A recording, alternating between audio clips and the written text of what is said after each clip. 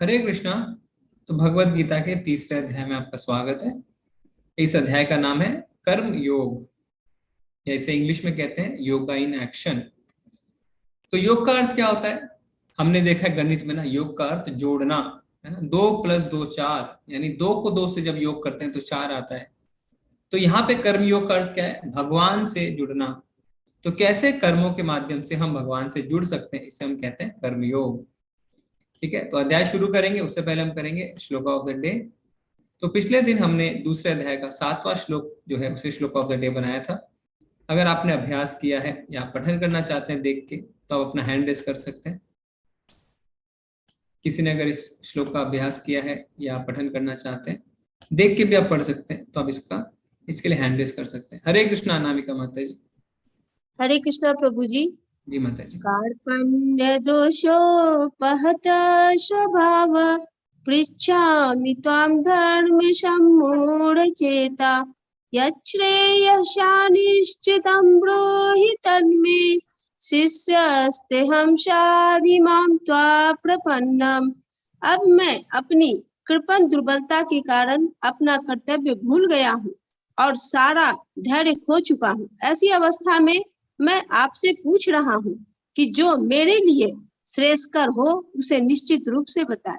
अब मैं आपका शिष्य हूँ और शरणागत हूँ, कृपया मुझे उपदेश दें। बहुत ही सुंदर किया माता जी आज आपने, बहुत ही धन्यवाद। ठीक है, अभी धन्यवाद। माता जी ने अनुवाद पढ़ लिया, तो अभी सब आप श्लोक पढ़िएगा। सरिता माता जी, हरे कृष्णा। हरे कृष्ण प्रभु जी।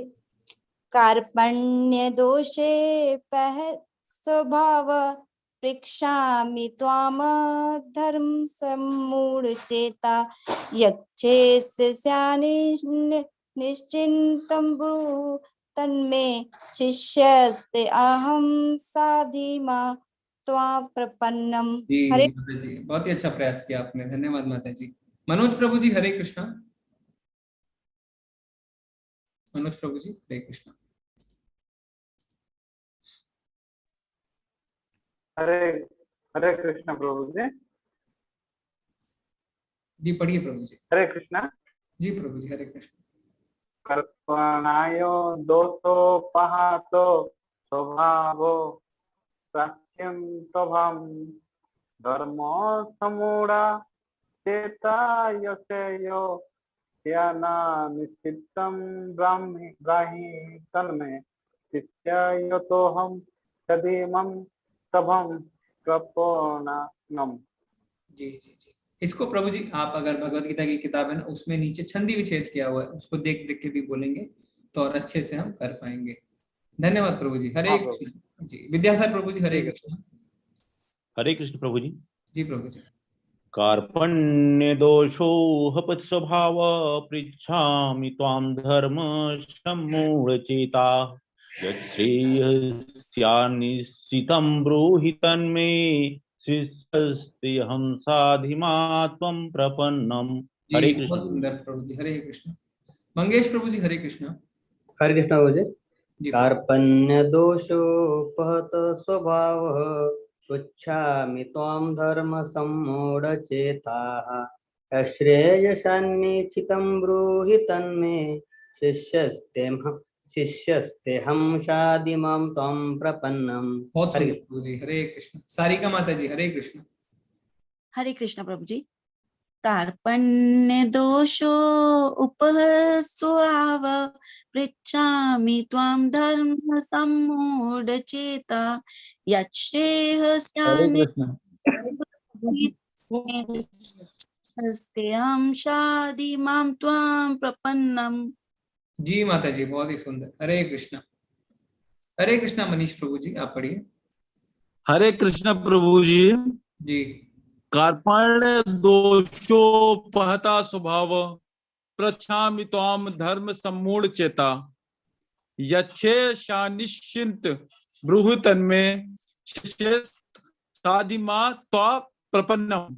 जी प्रभु जी, धन्यवाद प्रभु जी। हरे कृष्णा जूम यूजर करके प्रभु जी माता जी आप धन्यवाद जी। हरे कृष्णा।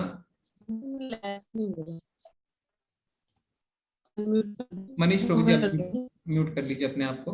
मनीष प्रभु जी। हरे हरे कृष्ण प्रभु जी। मनीष प्रभु जी आप म्यूट कर लीजिए अपने आप को, आप म्यूट नहीं हो पा रहे हैं यहाँ से।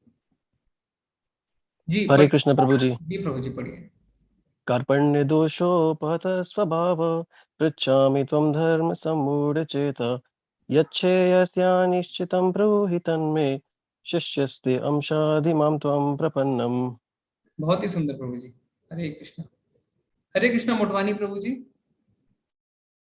कार्पण्य दोषोपहत स्वभाव पृच्छामि त्वां धर्मं समूढचेताः यच्छ्रेयस्यान् निश्चितं ब्रूहि तन्मे शिष्यस्तेऽहं शाधि मां त्वां प्रपन्नम्। जी जी जी धन्यवाद प्रभु जी, बहुत ही अच्छा पढ़ा आपने। तो अभी हम आखिरी हैंड लेते हैं, फिर हम आगे बढ़ेंगे। नेहा माता जी हरे कृष्ण। हरे कृष्ण प्रभु जी, दंडवत प्रणाम। कार्पण्य दोषोपहत स्वभाव पृच्छामि त्वां धर्म समूढचेताः यच्छ्रेयस्यानि निश्चितं ब्रूहि तन्मे शिष्यतेऽहं शाधि मां त्वां प्रपन्ने। हरे कृष्ण प्रभु जी। धन्यवाद माता जी, बहुत ही अच्छा आपने प्रयास किया। आप सबका बहुत बहुत धन्यवाद। इसी तरीके से आज हमारे पास इतना समय नहीं था कि हम सबका लें, पर आप कल जल्दी हैंड रेस कर सकते हैं और हम आपको भी फिर मौका देंगे। प्राय सब हो गए थे, 2-3 हैंड बचे थे। ठीक है, तो हम कर्म योग शुरू करते हैं। तो कर्म है ना, तो सबसे पहले मेरा आपसे प्रश्न है, आप अपना हैंड रेस करके बताइए, चैट में भी लिख सकते हैं कि कितने तरीके के कर्म होते हैं। आपको क्या पता है, आपके हिसाब से कितने तरीके के कर्म होते हैं? आप अपना हैंड रेस करके बताइए। अगर आपसे कोई पूछे कि कर्म कितने तरीके के होते हैं, तो आप क्या बताएंगे कि कितने तरीके के कर्म होते हैं? कोई बताना चाहता है? अजीत प्रभु जी आप बताना चाहते हैं? हरे कृष्ण। हरे कृष्ण। अजीत प्रभु जी अनम्यूट करिए। हरे कृष्ण प्रभु जी। जी प्रभु जी। कर्म 2 प्रकार होते हैं, अच्छे कर्म बुरे कर्म। अच्छे कर्म और बुरे कर्म, ठीक है। तो सामान्यतः प्रभु जी ने जैसा बताया कि लोग सोचते हैं कर्म 2 होते हैं, अच्छे कर्म बुरे कर्म, ठीक है। अनामिका माता जी आप बताइए। हरे कृष्णा प्रभु जी। अच्छे कर्म, बुरे कर्म और कृष्ण कर्म, जो हम सकाम कर्म हुए, अकर्म हुए, सकाम कर्म हुए और कृष्ण कर्म हुए, जो हम कृष्ण भावान्वित होकर एक जो कर्म करते हैं वो कृष्ण कर्म हुए। जी जी ठीक है। तो माता जी बता रहे हैं 3 तरीके के कर्म होते हैं, अच्छे कर्म बुरे कर्म, ये तो हमको सबको पता है। माता जी ने एक और बताया कृष्ण कर्म, तो ये क्या है हम देखेंगे। चैट में क्या पता चल रहा है? मंगेश प्रभु जी कह रहे हैं 3 तरीके के, मोदवानी प्रभु जी भी कह रहे हैं 3 तरीके। कशिश माता जी बताया सकाम कर्म, निष्काम कर्म और अकर्म, ठीक है। तो हम देखेंगे ये क्या होते हैं, कर्म, अकर्म और विकर्म। चंदन प्रभु जी ने भी बताया, ठीक है। तो सामान्यता क्या है बोलचाल की भाषा में और भगवत गीता को पढ़ने से पहले हम सोचते हैं कि कर्म 2 तरीके के होते हैं, अच्छे कर्म और बुरे कर्म। तो जैसा आप चित्र में देख सकते हैं ना, हम दान दक्षिणा देते हैं, गरीबों की सहायता करते हैं, किसी की मदद करते हैं, तो अच्छे कर्म होते हैं। फिर गंदे गंदे कर्म है ना, देखिए आप पिस्तौल दिखा के किसी से पैसे लूट रहे हैं, तो ये हो गए बुरे कर्म। पर भगवत गीता पढ़ने के बाद हमें पता चलता है कि कर्म एक और होता है, वो है कृष्ण कर्म या आध्यात्मिक कर्म, तो भक्ति में कर्म, ठीक है। कई लोग क्या कहते हैं, कई लोग कहते हैं हमें भगवान की पूजा आराधना करने की क्या आवश्यकता है, हम बहुत अच्छे इंसान हैं, हम अच्छे कार्य करके अपना जीवन व्यतीत कर सकते हैं, हमें मंदिर में जाने की कोई आवश्यकता नहीं है। और बहुत सारे लोग आजकल हैं जो ऐसा कहते हैं कि हमें भगवान के पास जाने की आवश्यकता नहीं है, मंदिर में जाने की आवश्यकता नहीं है, यहाँ तक कि उनके घर में भगवान के फोटो तक नहीं होती। वो कहते हैं हम अच्छे आदमी हैं, हम दूसरों का अच्छा करते हैं, हम दान दक्षिणा देते हैं, तो बस हमारे लिए यही सर्वश्रेष्ठ है। पर क्या भगवत गीता हमें ऐसा कहती है कि दान दक्षिणा देते रहो और अच्छी जिंदगी जीते रहो, या हमें कृष्ण कर्म या आध्यात्मिक कर्म भी करना होता है? अगर हाँ तो क्यों, अगर ना तो क्यों, तो हम आगे देखेंगे। तो इस अध्याय में अर्जुन जो है भगवान से कुछ प्रश्न पूछते हैं। तो क्या पूछते हैं अर्जुन, हम देखते हैं। अर्जुन वाचा जयायसी चेत कर्मणस्ते मता बुद्धिर्जनार्दना तत्किम कर्मणि घोरे माम नियोजयिष केशवा। अर्जुन ने कहा हे जनार्दन, हे केशव, यदि आप बुद्धि को सकाम कर्म से श्रेष्ठ समझते हैं तो फिर आप मुझे इस घोर युद्ध में क्यों लगाना चाहते हैं। तो दूसरे अध्याय में हमने क्या देखा था, अंत में भगवान कहते हैं कि अर्जुन तुम जो है भक्ति में यानी मेरे लिए कर्म करो, यानी मुझे याद करते हुए कर्म करो, भक्ति में कर्म करो। अर्जुन क्या सोचते हैं, अर्जुन सोचते हैं भक्ति करने के लिए भगवान कह रहे हैं तो यानी मुझे अब सब कुछ छोड़ना होगा, यानी बुद्धि योग या भक्ति योग का अर्थ है कर्मों का त्याग, सब कुछ छोड़ छाड़ के, अब है ना बोलता है छोड़ो घर बार, चलो हरिद्वार जाके हिमालय में बैठ के अब मुझे भगवान की भक्ति करनी है, तपस्या करनी है। तो इसलिए वो कहते हैं क्या कि अगर आप बुद्धि को यानी बुद्धि योग को सकाम कर्म से श्रेष्ठ समझते हैं तो फिर आप इस युद्ध में मुझे क्यों लगाना चाहते हैं। अर्जुन यहाँ पे कंफ्यूज हो चुके हैं क्योंकि भगवान ने एक तरफ कहा मेरी भक्ति करो, दूसरी तरफ भगवान कहते हैं युद्ध करो, तो अर्जुन दोनों को अलग अलग मान रहे हैं। अर्जुन सोचते हैं कि अगर हम भक्ति करेंगे तो युद्ध नहीं करेंगे, और अगर युद्ध करेंगे तो भक्ति नहीं करेंगे, क्योंकि अर्जुन भक्ति यहाँ पे युद्ध को क्या कह रहे हैं, सकाम कर्म। सकाम कर्म का अर्थ होता है वो कर्म जो हम किसी इच्छा से करते हैं, ठीक है। तो कर्म तीन तरीके के होते हैं, हम आगे भी देखेंगे। एक है सकाम कर्म, सकाम यानी जिस कर्म को हम इच्छा से, फल की इच्छा से करते हैं कि मुझे इस कर्म के फल की इच्छा है ना, मुझे इस कर्म के फल मिल जाए, तो उसे कहते हैं सकाम कर्म। फिर एक होता है निष्काम कर्म। निष्काम कर्म क्या होता है, निष्काम कर्म मतलब हम कोई भी कार्य जो करते हैं उसको बिना फल की इच्छा से करते हैं, अपनी ड्यूटी समझ के करते हैं। और तीसरा होता है क्या, विकर्म। विकर्म यानी वो कर्म जो हमें नहीं करने चाहिए, जो शास्त्र द्वारा निषेध है, ठीक है। तो एक कर्म होते हैं जो शास्त्र ने हमें मना किया कि मत करो, जैसे चोरी मत करो, तो विकर्म हो गए। फिर उसके बाद कर्म, अब कर्म भी दो तरीके के होते हैं, एक सकाम कर्म और निष्काम कर्म। इस तरीके से हम बता सकते हैं कि कर्म तीन तरीके के होते हैं। तो अर्जुन क्या कह रहे हैं, अर्जुन कह रहे हैं कि क्या कह रहे हैं अर्जुन कि आप मुझे इस सकाम कर्म में, इस सकाम युद्ध में क्यों लगाना चाहते हैं। तो हमें अब आगे देखना होगा कि अर्जुन की जो सोच है कि भक्ति यानी कर्मों को छोड़ना, ये सही है कि गलत। तो भक्ति को कर्मों को छोड़ना यानी कर्म संन्यास, तो या कर्म संन्यास सही है या कर्म योग सही है, तो हम आगे देखेंगे, ठीक है। व्यामिशेन वाक्येन बुद्धि मोहसीव में तद एकम वद निश्चिन्त्य येन श्रेयोहमाप्नुयाम। आपके व्यामिश्रित यानी अनेकार्थक उपदेशों से मेरी बुद्धि मोहित हो गई है, अतः कृपया करके निश्चय पूर्वक मुझे बताएं कि इनमें से मेरे लिए सर्वाधिक श्रेष्ठकर क्या रहेगा। तो अर्जुन भगवान को कह रहे हैं आपने मुझे दूसरे अध्याय में ज्ञान योग के बारे में बता दिया, आपने मुझे कर्म योग के बारे में बता दिया, भक्ति योग के बारे में बता दिया, अब मैं पूरी तरीके से कंफ्यूज हो गया हूं।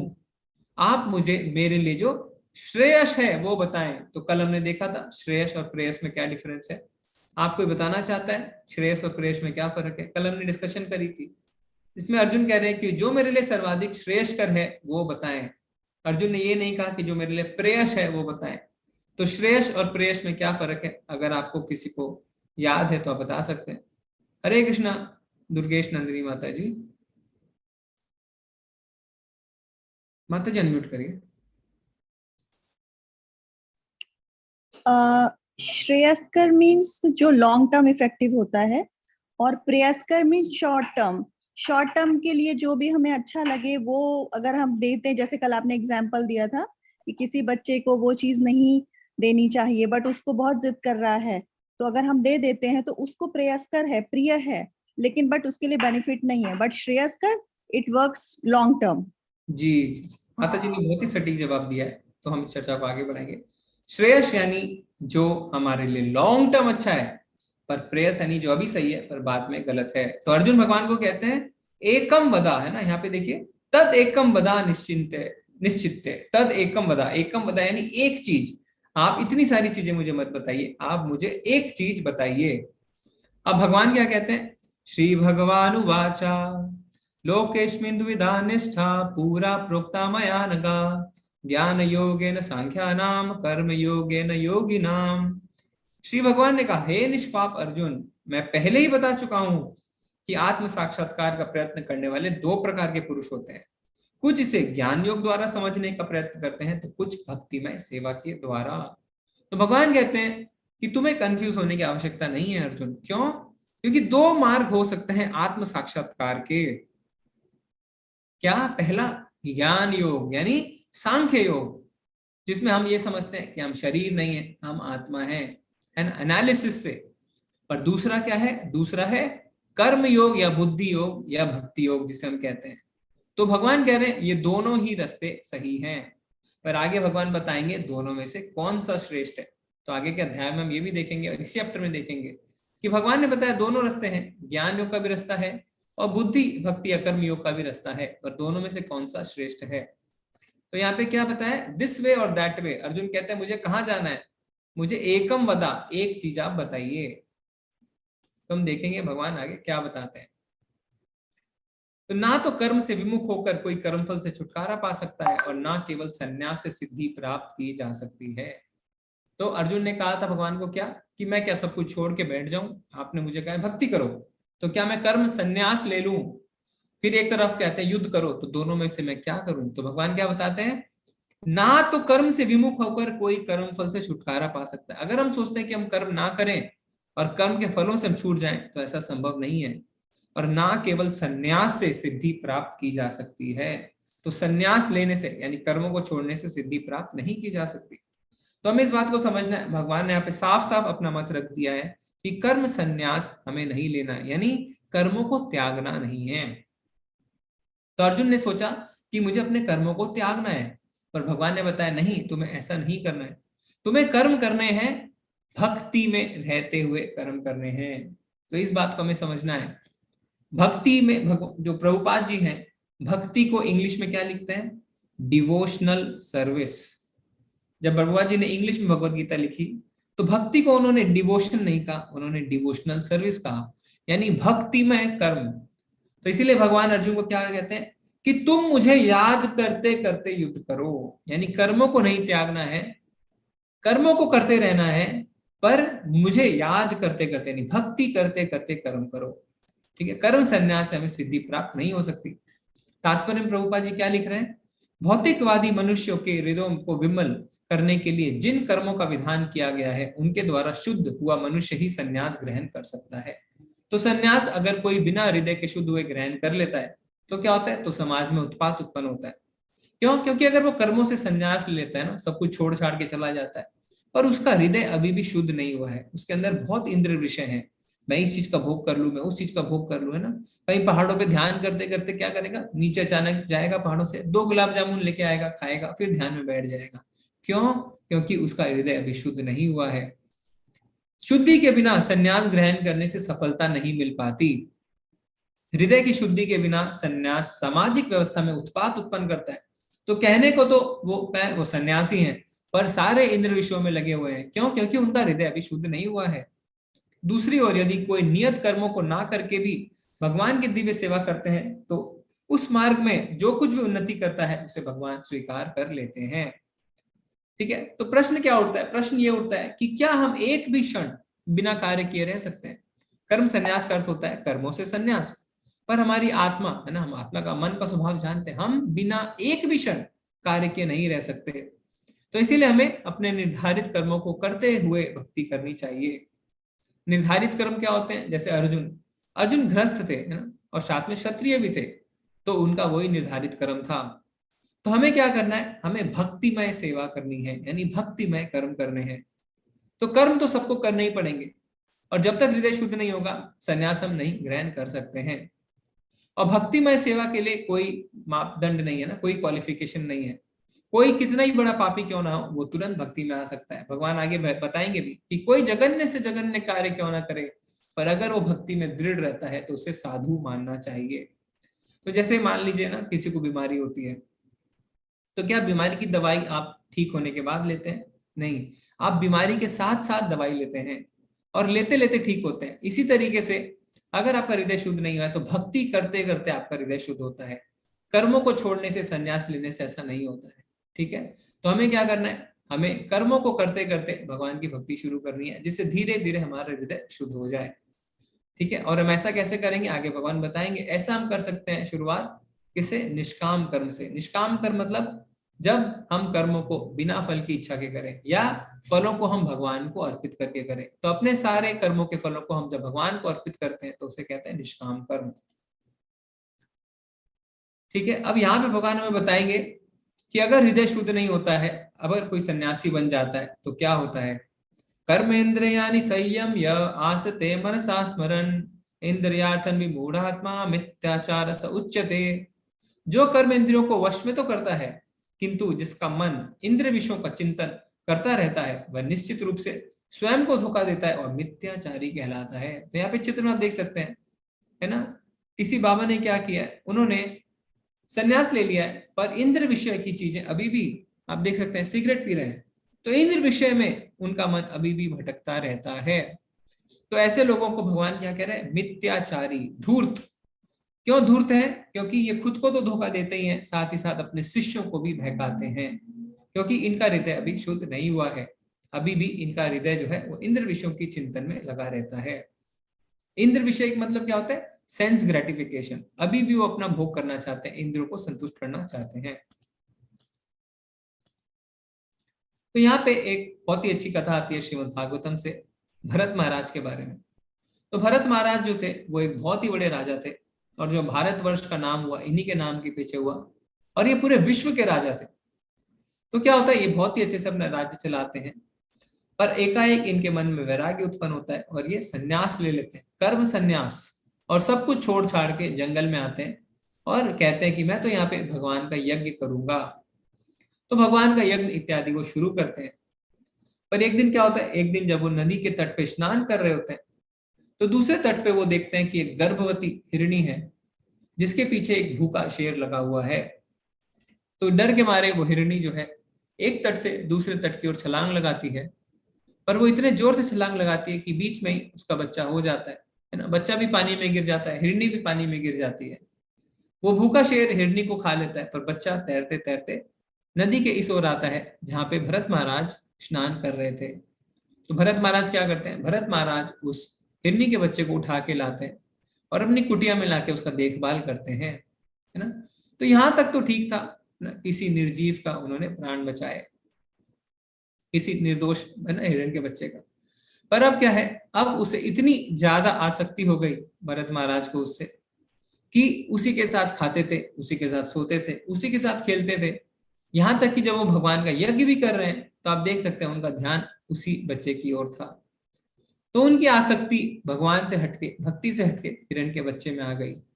ऐसा क्यों हुआ? ऐसा इसलिए हुआ क्योंकि उन्होंने तब कर्म संन्यास लिया जब उनका हृदय शुद्ध नहीं हुआ था। बिना हृदय शुद्धि के उन्होंने संन्यास ले लिया, और यहाँ पे वो अकेले थे, यहाँ पे उन्हें भक्तों का संग भी नहीं मिला। तो हमने पहले अध्याय में क्या देखा था, हमें किसकी शरण लेनी है? गुरु, साधु और शास्त्र। साधु यानी भक्त। तो यहाँ पे भरत महाराज अकेले थे, उनके पास किसी भी साधु, किसी भी भक्त का संग नहीं था जो उन्हें बता सके कि तुम्हारी आसक्ति गलत जगह हो रही है।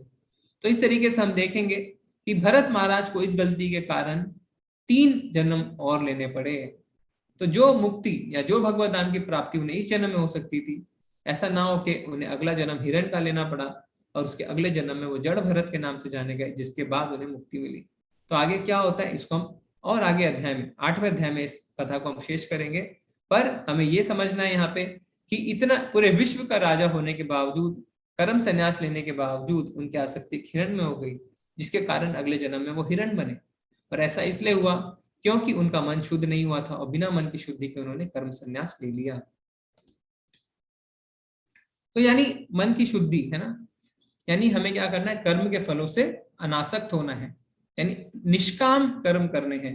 यानी कर्म के फलों से हमें बिल्कुल भी लगाव नहीं रखना है, बिल्कुल भी अटैचमेंट नहीं रखनी है। पर हम ये कैसे करें, ये कैसे संभव है? तो इसका उत्तर हमें यहाँ पे मिलता है।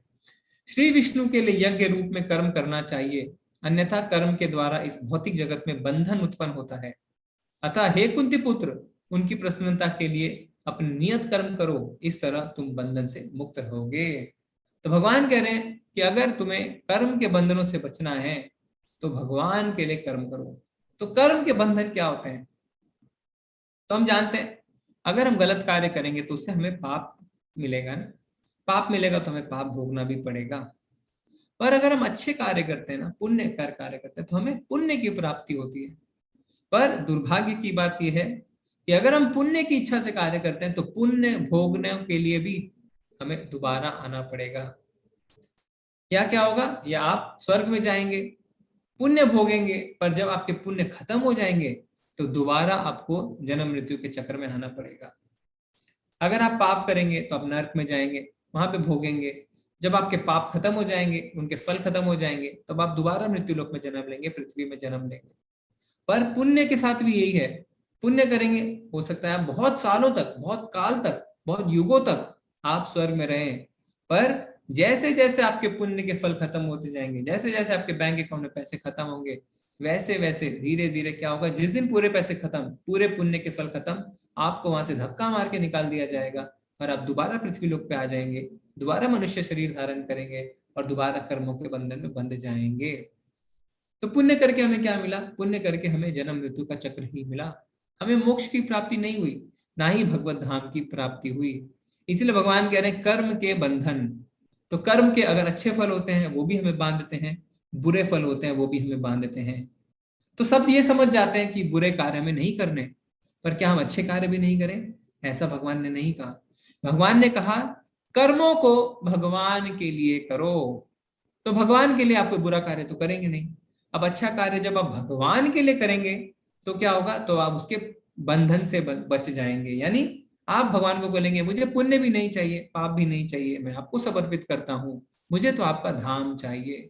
क्योंकि जब हमारे खाते से पुण्य भी हटेंगे तब क्या होगा, तब हम भगवान के धाम जा पाएंगे। नहीं तो अगर आप पुण्य को भोगने की कोशिश करेंगे तो आपको वापस जन्म मृत्यु के चक्कर में आना पड़ेगा। इसलिए भगवान कहते हैं कि श्री विष्णु के लिए यज्ञ रूप में कर्म करना चाहिए। तो जितने भी अच्छे कार्य हम करें वो हम भगवान को अर्पित करते हुए करें, अन्यथा कर्म के द्वारा इस भौतिक जगत में बंधन उत्पन्न होता है। तो प्रभुपाद जी तात्पर्य में क्या लिखते हैं, अतः भगवान विष्णु की प्रसन्नता के लिए कर्म करना चाहिए। इस जगत में किए जाने वाला अन्य कोई कर्म बंधन का कारण होगा, क्योंकि अच्छे तथा बुरे कर्मों के फल होते हैं और कोई भी फल कर्म करने वाले को बांध लेता है। अतः कृष्ण यानी विष्णु को प्रसन्न करने के लिए कृष्ण भावना भावित होना होगा, और जब कोई ऐसा कर्म करता है तो वह मुक्त दशा को प्राप्त होता है। यही महान कर्म कौशल है और प्रारंभ से इस विधि में अत्यंत कुशल मार्गदर्शन की आवश्यकता होती है। तो यहाँ पे ये हमें बहुत ही इंपॉर्टेंट लाइफ के लिए फॉर्मूला मिल गया है कि हमें कोई भी अच्छे कार्य में करते समय ये नहीं सोचना चाहिए कि मैं ये दान कर रहा हूँ इसका फल मुझे मिले, मैं इसके बच्चे को पढ़ा रहा हूँ, है ना, बुढ़ापे में ये मेरा देखभाल करे, मैं इन गरीबों को आज वस्त्र दे रहा हूँ, जब मुझे दरकार पड़े तो मुझे भी कोई हेल्प करे। नहीं, अगर आप प्रत्युपकार की भावना से करते हैं, फल की भावना से करते हैं, फल की इच्छा की भावना से करते हैं, तो क्या है, तो आप कर्म के बंधन से बंधते हैं, उनके फल के बंधन से बंधते हैं। फिर क्या होगा, फिर आपको भोगने के लिए दोबारा आना पड़ेगा। पर अगर आप कहेंगे कि भगवान ये आपको अर्पित है, ये मेरा कर्तव्य है और इससे जो भी प्राप्त है वो आपको अर्पित है, तो आप क्या होगा, तो आप बंधन से मुक्त हो जाएंगे। अब हमें पता चल जाता है कि जो लोग कहते हैं कि हमें भगवान के पास जाने की आवश्यकता नहीं है, हम अच्छे कार्य करके अपना जीवन व्यतीत कर सकते हैं, तो वो गलत है। क्योंकि अगर वो अच्छे कार्य, पुण्य कार्य करके ही अपने जीवन को व्यतीत करना चाहेंगे तो उन्हें मृत्यु, जन्म और मृत्यु के चक्र के अलावा और कुछ भी नहीं मिलेगा। जब तक हम भगवान के लिए कार्य नहीं करेंगे तब तक इस भाव बंधन से हम मुक्त नहीं हो पाएंगे। तो पाप और पुण्य दोनों हमें बांधते हैं, है ना। और जब हमें फल मिलता है पाप और पुण्य का, तो हमें शरीर मिलता है। कैसा शरीर हो सकता है, इंसान का शरीर मिले, हो सकता है जानवर का शरीर मिले, पेड़ पौधों का शरीर मिले। यह हमारी इच्छा और हमारे कर्मों पर निर्भर करता है। इच्छा कैसे, हम देखेंगे आगे 8वें अध्याय में, 8वें अध्याय में भगवान बताएंगे कि जैसे जैसे हमारे मरण के समय भाव होते हैं वैसे वैसे हमें शरीर भी प्राप्त होते हैं। ठीक है, तो हमें जान लेना है कि स्वर्ग क्या है, स्वर्ग भी टेम्पोररी है। स्वर्ग प्राप्त करना कोई बहुत बड़ी बात नहीं है। जैसे कि अभी कोई आप कंपनी की तरफ से टूर लगाते हैं ना, कोई पर्सनल जाता है, 5 स्टार होटल में आप रुक सकते हैं, तो स्वर्ग एक 5 स्टार होटल की तरह है। पर जिस दिन आपका वहां पे पेमेंट खत्म हो जाता है, आपको निकाल दिया जाता है, तो स्वर्ग मिलना कोई बहुत बड़ी बात नहीं है। बड़ी बात है भगवान का धाम मिलना, क्योंकि जो भगवान के धाम में पहुंच जाता है फिर वो वहां से वापस नहीं आता है। तो भगवान बताते भी हैं, मामुपैते तु कौन्तेय पुनर्जन्म न विद्यते, जो मेरे धाम को प्राप्त करता है फिर वो वापस जन्म नहीं लेता। ठीक है, तो इस चीज को हमें अच्छे से समझना है। तब कई लोग बोलते हैं ठीक है, तो क्या हम आज से दान धर्म बंद कर दें, हम किसी भूखे को खाना नहीं खिलाएं, हम क्या किसी को वस्त्र दान नहीं करें? नहीं, भगवान ने ऐसा नहीं कहा है। भगवान ने कहा है श्री विष्णु के लिए यज्ञ करो, यानी अगर आपको किसी को खाना ही खिलाना है तो आप पहले भगवान को भोग अर्पित करिए, फिर प्रसाद रूप में उस खाने को वितरित करिए। तो इससे क्या हुआ, इससे आपने उसकी भूख तो मिटाई जो आप पहले भी कर रहे थे, पर अभी क्या है, अभी आपने उसे भक्ति भी प्रदान करी, क्योंकि जब वो भगवान का प्रसाद खाएगा तो उसे भक्ति भी मिलेगी। ठीक है, तो किसी को अगर गाना पसंद है तो वो भगवान का कीर्तन गा सकता है, किसी को अगर मेहनत करना पसंद है तो भगवान के लिए तपस्या कर सकता है, किसी को अगर खाना बनाना पसंद है तो भगवान के लिए भोजन है, भगवान के लिए प्रसाद बना सकता है, भोग बना सकता है। तो इस तरीके से हमें अपने हर कार्य को भगवान से जोड़ना है। जब हम ऐसा कर पाएंगे तो हम निष्काम कर्म कर पाएंगे। तो हमें चीजों को भगवान से जोड़ना है, तोड़ना नहीं है, छोड़ना नहीं है। ठीक है, अब हम यज्ञ चक्र को डिस्कस करते हैं।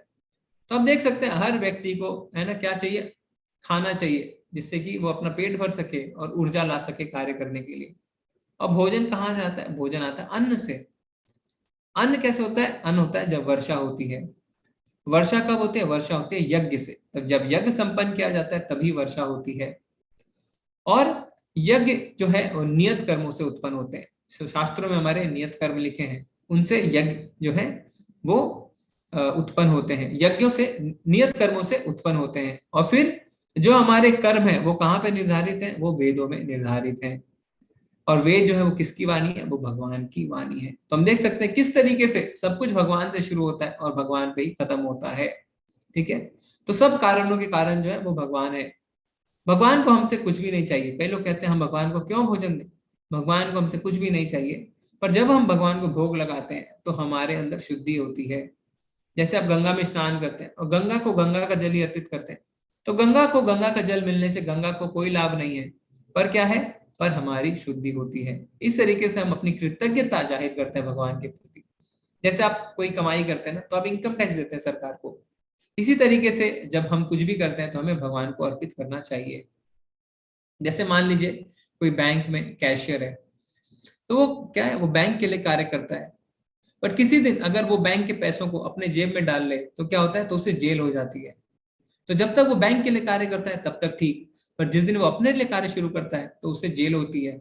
तो इसी तरीके से जब तक हम भगवान के लिए कार्य करते हैं तब तक हम जो है ठीक रहते हैं, हम भक्ति के मार्ग पर आगे बढ़ते हैं। पर जिस दिन हम उनके लिए कार्य बंद करके अपनी इंद्र तृप्ति के लिए कार्य शुरू कर देते हैं, अपने लिए कार्य शुरू कर देते हैं, तो उस दिन से हमारा पतन शुरू हो जाता है। ठीक है, हम बंध जाते हैं। अब यहाँ पे भगवान यक्षिष्टासिनासन्तो मुच्यन्ते सर्व किल्बिषैः भुजन्ते ते त्वगं पापा ये पचन्तात्म कारणात्। भगवान के भक्त सभी प्रकार के पापों से मुक्त हो जाते हैं, क्योंकि वे यज्ञ में अर्पित किए भोजन यानी प्रसाद को ही खाते हैं। अन्य लोग जो अपनी इंद्र सुख के लिए भोजन बनाते हैं वे निश्चित रूप से पाप खाते हैं। तो यहाँ पे भगवान बता रहे हैं कि जो भक्त होते हैं वो क्या करते हैं? वो बिना भगवान को भोग लगाए कुछ भी नहीं खाते, पर अपने इंद्र सुख के लिए खाते हैं। जिन्हें अपने जीभ के स्वाद को तुष्ट करना है, भगवान कहते हैं वो निश्चित रूप से पाप खाते हैं। तो ऐसा सिर्फ भोजन के लिए नहीं है, ऐसा हर वस्तु के लिए है। तो कोई भी वस्तु हम ग्रहण करें तो हमें पहले उसे भगवान को अर्पित करना चाहिए। ठीक है, तो ऐसे क्या होता है? ऐसे भक्त धीरे धीरे भक्ति साधनों द्वारा तथा श्रवणम कीर्तन स्मरण द्वारा आगे बढ़ते हैं, उनका हृदय शुद्ध होता जाता है। तो आगे हम देखेंगे भी नवधा भक्ति। नवधा भक्ति में क्या होता है? श्रवणम कीर्तनम स्मरणम। 9 तरीके, 9 स्टेप्स हैं भक्ति के, 9 स्तर हम बोल सकते हैं, जिसमें पहला जो 3 है वो क्या है? श्रवणम कीर्तन स्मरणम, यानी भगवान के बारे में सुनना, भगवान का कीर्तन करना और भगवान को याद करना। तो 9 चरण है, उसमें से सबसे पहला चरण है श्रवणम। तो भगवान के बारे में सुनना बहुत ज्यादा आवश्यक है। तो इस तरीके से भगवान की भक्ति में भक्त धीरे धीरे आगे बढ़ते हैं। तो अब ये प्रश्न उठता है कि भगवान ने कहा श्री विष्णु के लिए यज्ञ करो, इससे क्या होगा? इससे तुम कर्म के बंधनों से नहीं बंधोगे। तो हम कौन सा यज्ञ करें? हम क्या द्रव्य यज्ञ करें जिसमें हम अग्नि जलाएं, उसमें आहुति दें, या हम साध्याय यज्ञ करें, या हम तपो यज्ञ करें? हम कौन सा यज्ञ करें? तो कलयुग के लिए शास्त्रों में बताया गया कि हमें कौन सा यज्ञ करना है। तो हम देखेंगे सबसे पहले क्या? सत्युग में क्या था? सत्युग में लोगों की आयु थी 1 लाख वर्ष की। तो उसमें कौन सा यज्ञ होता था? उसमें ध्यान होता था। वहां पे लोग हजारों सालों तक भगवान का ध्यान करते थे। फिर आया त्रेता में आयु घट के 10,000 साल की हो गई, तो वहां पे ध्यान करना संभव नहीं था। तो वहां पे क्या हुआ? वहां पे यज्ञ यानी द्रव्य यज्ञ शुरू हुआ, जहाँ पे आहुति दी जाती थी, मंत्र उच्चारण किया जाता था, क्योंकि सामग्री भी शुद्ध हुआ करती थी, मंत्र उच्चारण भी शुद्ध हुआ करता था। फिर आया द्वापर में आयु कम होकर 1000 वर्ष की हो गई। अब यहाँ पे क्या था? क्योंकि सामग्रियां अब उतनी शुद्ध नहीं रही, तो यहाँ पे अर्च विग्रह सेवा का प्रथम शुरू हुआ, तो भगवान के अर्च विग्रह की सेवा शुरू हुई। तो अभी हम देख सकते हैं ना, हमारे देश में भी और बाहर भी जो बड़े बड़े प्राचीन मंदिर है वो 5000 साल पुराने हैं, यानी 5000 साल पहले जब द्वापर था, 5000 साल पहले द्वापर है ना, द्वापर का शेष हुआ है, अब कलयुग को सिर्फ 5000 वर्ष ही हुए हैं। तो जितने बड़े बड़े मंदिर, विशाल मंदिर है ना, वो सब 5000 साल पहले के हैं, क्योंकि वो द्वापर युग के हैं। तो द्वापर युग में बड़े बड़े मंदिर और अर्च वगैरह की पूजा का प्रथा शुरू हुई। अब है कलयुग, तो कलयुग में शास्त्र क्या बोलते हैं? कलयुग में शास्त्र बोलते हैं क्या कि कलयुग के जो लोग हैं वो कैसे हैं? ये शास्त्र में लिखा है, कलयुग के लोग हैं झगड़ालू, आलसी, मंद आयु, मंद बुद्धि, मंद भाग्य, है ना। झगड़ालू, आलसी, मंद आयु, मंद बुद्धि, मंद भाग्य। तो जब इतना कुछ खराब है तो किस तरीके से जो कलयुग के लोग ध्यान करेंगे, यज्ञ करेंगे या अर्च विग्रह की सेवा करेंगे? ये संभव नहीं है। तो इसीलिए जो है भगवत प्राप्ति या जो यज्ञ है उसका प्रोसेस बहुत ही सिंपल बना दिया गया है। क्या इसमें यह बताया गया कि यहाँ पे हमें सिर्फ भगवान के नाम का उच्चारण करना है। तो कलयुग में बोला गया हरे नाम हरे नाम केवलम कलौ नास्तव्य नास्तव्य नास्तव्य गतिरन्यथा, यानी हरि का नाम हरि का नाम हरि का नाम, कलयुग के कल्मशों को नाश करने का और कोई रास्ता नहीं है, और कोई रास्ता नहीं है, और कोई रास्ता नहीं है। तो शास्त्र चिल्ला चिल्ला के 3 बार कह रहे हैं ना, हरे नाम हरे नाम केवलम, 3 बार कह रहे हैं, कलो नास्तव्य नास्तव्य नास्तव्य, और कोई रास्ता नहीं है, और कोई रास्ता नहीं है, और कोई रास्ता नहीं है। ठीक है, तो यानी ये जो भगवान का नाम है इसे हमें कलयुग में लेना है। तो कली संतरण उपनिषद में बताया गया है कि हमें कौन से मंत्र का जाप करना है? हरे कृष्ण कृष्ण कृष्ण हरे हरे, हरे राम राम राम हरे हरे। तो इसे महामंत्र कहा जाता है। ये महामंत्र जो है ये कली संतरण उपनिषद में मेंशन है, इसमें हरि का नाम है। तो जब हम ये महामंत्र का उच्चारण करते हैं तो कली के कल्मशों का नाश होता है। अब ब्रह्मा जी ने क्या लिखा है इस मंत्र के बारे में? इति षोडशक नाम कली कल्मश नाशनम, यानी ये 16 शब्दों का जो मंत्र है ये कली के सारे कल्मशों का नाश करता है। तो ये खुद ब्रह्मा जी लिख रहे हैं। ब्रह्मा जी कौन? जिन्होंने सारे वेदों को पढ़ा है, सारे वेदों को छान मारा है। वो कहते हैं इति षोडशक नाम कली कल्मश नाशनम, यानी मैंने सब कुछ पढ़ लिया है पर ये 16 शब्दों के महामंत्र जैसा कोई भी मंत्र नहीं है। तो हमें क्या करना है? हमें भी जो हमारे शास्त्र कहते हैं उसे मानना है। हम ध्यान पे नहीं बैठ सकते हैं, ना ही हम यज्ञ कर सकते हैं, और ना ही हम अच्छी तरीके से अर्च विग्रह की सेवा कर सकते हैं। तो हमें क्या करना है? हमें भगवान का नाम जपना है। तो वो आप कैसे कर सकते हैं? वो आप ऐसे कर सकते हैं, मैं आपको दिखाता हूँ। तो अगर आपके पास माला नहीं है तो आप माला ले सकते हैं, या भी आप उंगलियों पे भी कर सकते हैं। ठीक है, तो आप देख सकते हैं अपने स्क्रीन पे ये माला है, जिसमें जो सबसे ऊपर जो है वो है सुमेरु, इसे सुमेरु कहते हैं। और उसको छोड़ के फिर बाकी मालाओं में 108 जो है मोतियां, 108 मणि होते हैं। तो आप इसको ऐसे शुरू कर सकते हैं, हरे कृष्ण कृष्ण कृष्ण हरे हरे, हरे राम राम राम हरे हरे, हरे कृष्ण कृष्ण कृष्ण हरे हरे, हरे राम राम राम हरे हरे। इस तरीके से आप पूरी माला खत्म कर सकते हैं। और लास्ट में जब आप आ जाते हैं हरे कृष्ण कृष्ण कृष्ण हरे हरे, हरे राम राम राम हरे हरे, तो ये जो सुमेरु है इसको आपको क्रॉस नहीं करना है। अगर आप दूसरी माला करते हैं इसे आपको घुमा लेना है माला को। जब आप माला को घुमा लेंगे तो फिर आप दोबारा शुरू कर सकते हैं। ठीक है, और हर माला को शुरू करने से पहले स्क्रीन पे जो मंत्र है वो आप बोल सकते हैं, जय श्री कृष्ण चैतन्य प्रभु नित्यानंद श्री अद्वैत गदाधर श्रीवासादि गौर भक्तवृंद। तो ये क्या, इसे हम पंच तत्व मंत्र कहते हैं, क्योंकि आज से 500 साल पहले भगवान श्री कृष्ण जो है वो चैतन्य महाप्रभु के रूप में प्रकट हुए, और उन्होंने अपने पार्षदों के साथ इसे नाम संकीर्तन को प्रचार प्रसार किया, घर घर जाके नाम का प्रचार प्रसार किया। ठीक है, इसीलिए आप देखेंगे इसमें क्या लिखा हुआ है, श्री कृष्ण चैतन्य। जो बीच में चित्र में देखें वो चैतन्य महाप्रभु जो साक्षात भगवान श्री कृष्ण है। प्रभु नित्यानंद, नित्यानंद प्रभु यानी जो बलराम जी हैं। श्री अद्वैत, अद्वैत कौन है? अद्वैत है महाविष्णु और सदाशिव के अवतार।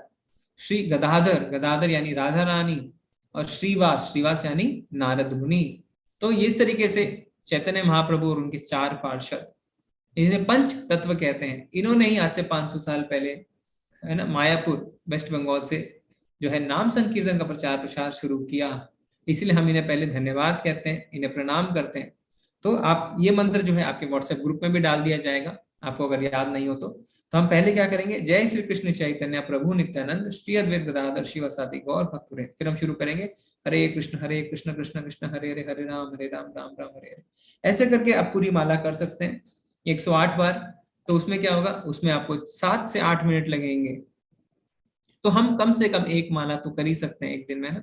तो हम क्या करेंगे, कल क्लास शुरू होने से पहले यानी 8:55 पे या 54 मिनट पे हम माला शुरू करेंगे। तो आप भी हमारे साथ साथ माला कर सकते हैं।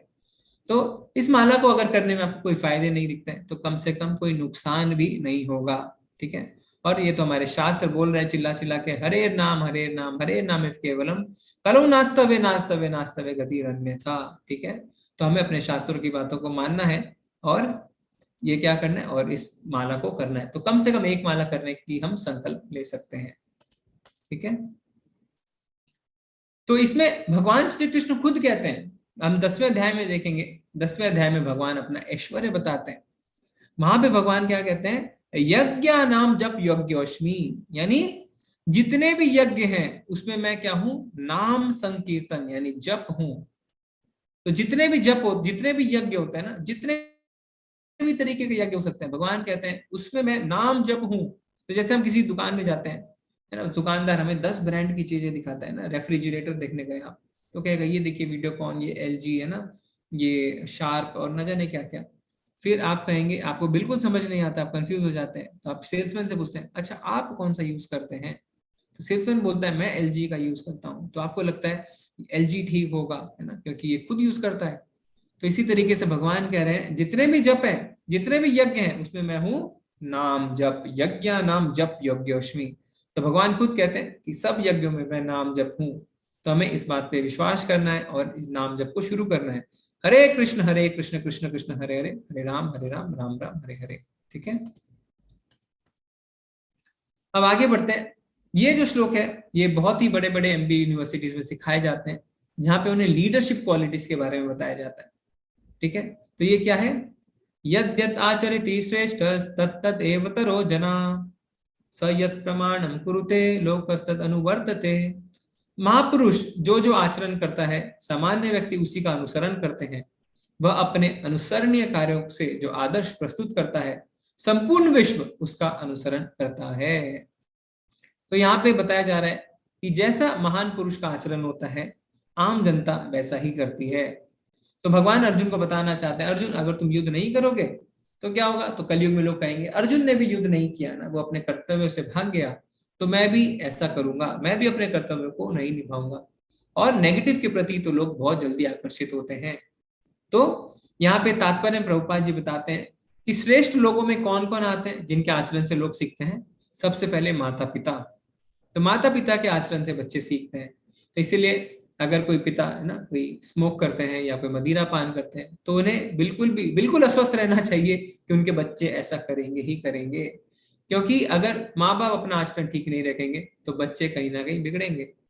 फिर कौन होता है, गुरु, तो यानी आचार्य। आचार्य का अर्थ ही होता है जो अपने आचरण से सिखाए। तो आजकल हम देखते हैं ना क्या करते हैं, कई टीचर बच्चों से इतने ज्यादा फ्रेंडली हो जाते हैं, उनके साथ भी गलत कार्य करते हैं, मिलके जाते हैं, मदिरा पान करते हैं, मिलके सिगरेट पीते हैं। ये गलत है, क्योंकि आचार्य जो होते हैं वो श्रेष्ठ पुरुषों में आते हैं, उन्हें अपना आचरण बहुत ऊंचा रखना चाहिए। और कौन होते हैं, और जो ऊंचे पदों पे होते हैं जैसे पुलिस अधिकारी, नेतागण, तो ये सब ऊंचे पदों पे हैं, तो ये जो है इन्हें भी अपना आचरण अच्छा रखना चाहिए, ठीक है। तो श्रेष्ठ पुरुषों में माँ बाप आते हैं, आचार्य आते हैं और ऊंचे पदों वाले लोग आते हैं। इन्हें अपना आचरण ठीक रखना चाहिए क्योंकि इनसे लोग सीखते हैं। और हमें इससे और एक शिक्षा क्या मिलती है कि हमें अपना आदर्श जो है वो बड़े ही सावधानी से सिलेक्ट करना चाहिए। आजकल आप किसी से पूछें कि आपका रोल मॉडल कौन है, तो कहेंगे ना ये हीरो, ये हीरोइन इधर। तो हमें ऐसा नहीं करना है, क्योंकि हमने अब भगवत गीता में सीख लिया है। भगवान कहते हैं कि जो जिसके आचरण से हम सीख सकें हमें उन्हें ही अपना रोल मॉडल बनाना चाहिए। और दूसरा क्या है, भगवान कहते हैं अनुसरण। अनुसरण और अनुकरण में फर्क है। अनुसरण मतलब उनके प्रिंसिपल्स, उनके सिद्धांतों से सीखना। अनुकरण मतलब उन्हें कॉपी करना। जैसे कि मान लीजिए श्री कृष्ण है ना, उन्होंने गोवर्धन पर्वत उठाया, तो क्या हम उठा सकते हैं? हम नहीं उठा सकते। तो हमें अनुकरण नहीं करना है, हमें अनुसरण करना है, उनके सिद्धांतों से सीखना है। अतः कर्म फल में आसक्त हुए बिना मनुष्य को अपने कर्तव्य समझकर निरंतर कर्म करते रहना चाहिए, क्योंकि अनासक्त होकर कर्म करने से परम ब्रह्म या परम की प्राप्ति होती है। तो हमें क्या करना है, आसक्ति नहीं रखनी है, अटैचमेंट नहीं रखनी है अपने कर्म के फलों से, हमें निष्काम कर्म करने हैं, ठीक है, यानी बिना फल की इच्छा से हमें कर्म करने हैं। ठीक है, ये श्लोक ऑफ द डे है, ये बहुत ही महत्वपूर्ण श्लोक है और हम इसे समझेंगे। आप इसे नोट कर लीजिए। 3.27 प्रकृति है क्रियमाणानि गुणे कर्माणि सर्वशः अहंकार विमूढ़ात्मा कर्ता अहमिति मन्यते। जीवात्मा अहंकार के प्रभाव से मोहग्रस्त होकर अपने आप को समस्त कर्मों का कर्ता मान बैठता है, जबकि वास्तव में वे प्रकृति के 3 गुणों द्वारा संपन्न किए जाते हैं। तो प्रकृति के 3 गुण होते हैं, रजोगुण, तमोगुण और सतोगुण। ठीक है, तो यहाँ पे भगवान बता रहे हैं कि जो जीवात्मा यानी हम कोई भी कार्य करते तो हम क्या सोचते हैं, मैंने किया, है ना, हमारे अंदर कर्ता भाव आ जाता है। और ये कर्ता भाव बिल्कुल गलत है, क्योंकि भगवान बता रहे हैं वास्तव में ये कार्य प्रकृति के 3 गुणों द्वारा संपन्न किए जाते हैं। जैसा आप चित्र में देख सकते हैं, हम सिर्फ एक कठपुतली की तरह है ना, प्रकृति के 3 गुण हमें नचा रहे हैं, तमोगुण, सतोगुण और रजोगुण। तमोगुण हम क्या समझेंगे मोटा मोटा, तमोगुण यानी जो लोग आलसी होते हैं ना, अंधकार में रहते हैं, उन्हें पता ही नहीं होता है क्या हो रहा है। रजोगुण जो बहुत ज्यादा पैशनेट होते हैं, है ना, बहुत ज्यादा मेहनत करते हैं पर अपने लिए मेहनत करते हैं, यानी अपने कर्म का फल चाहते हैं।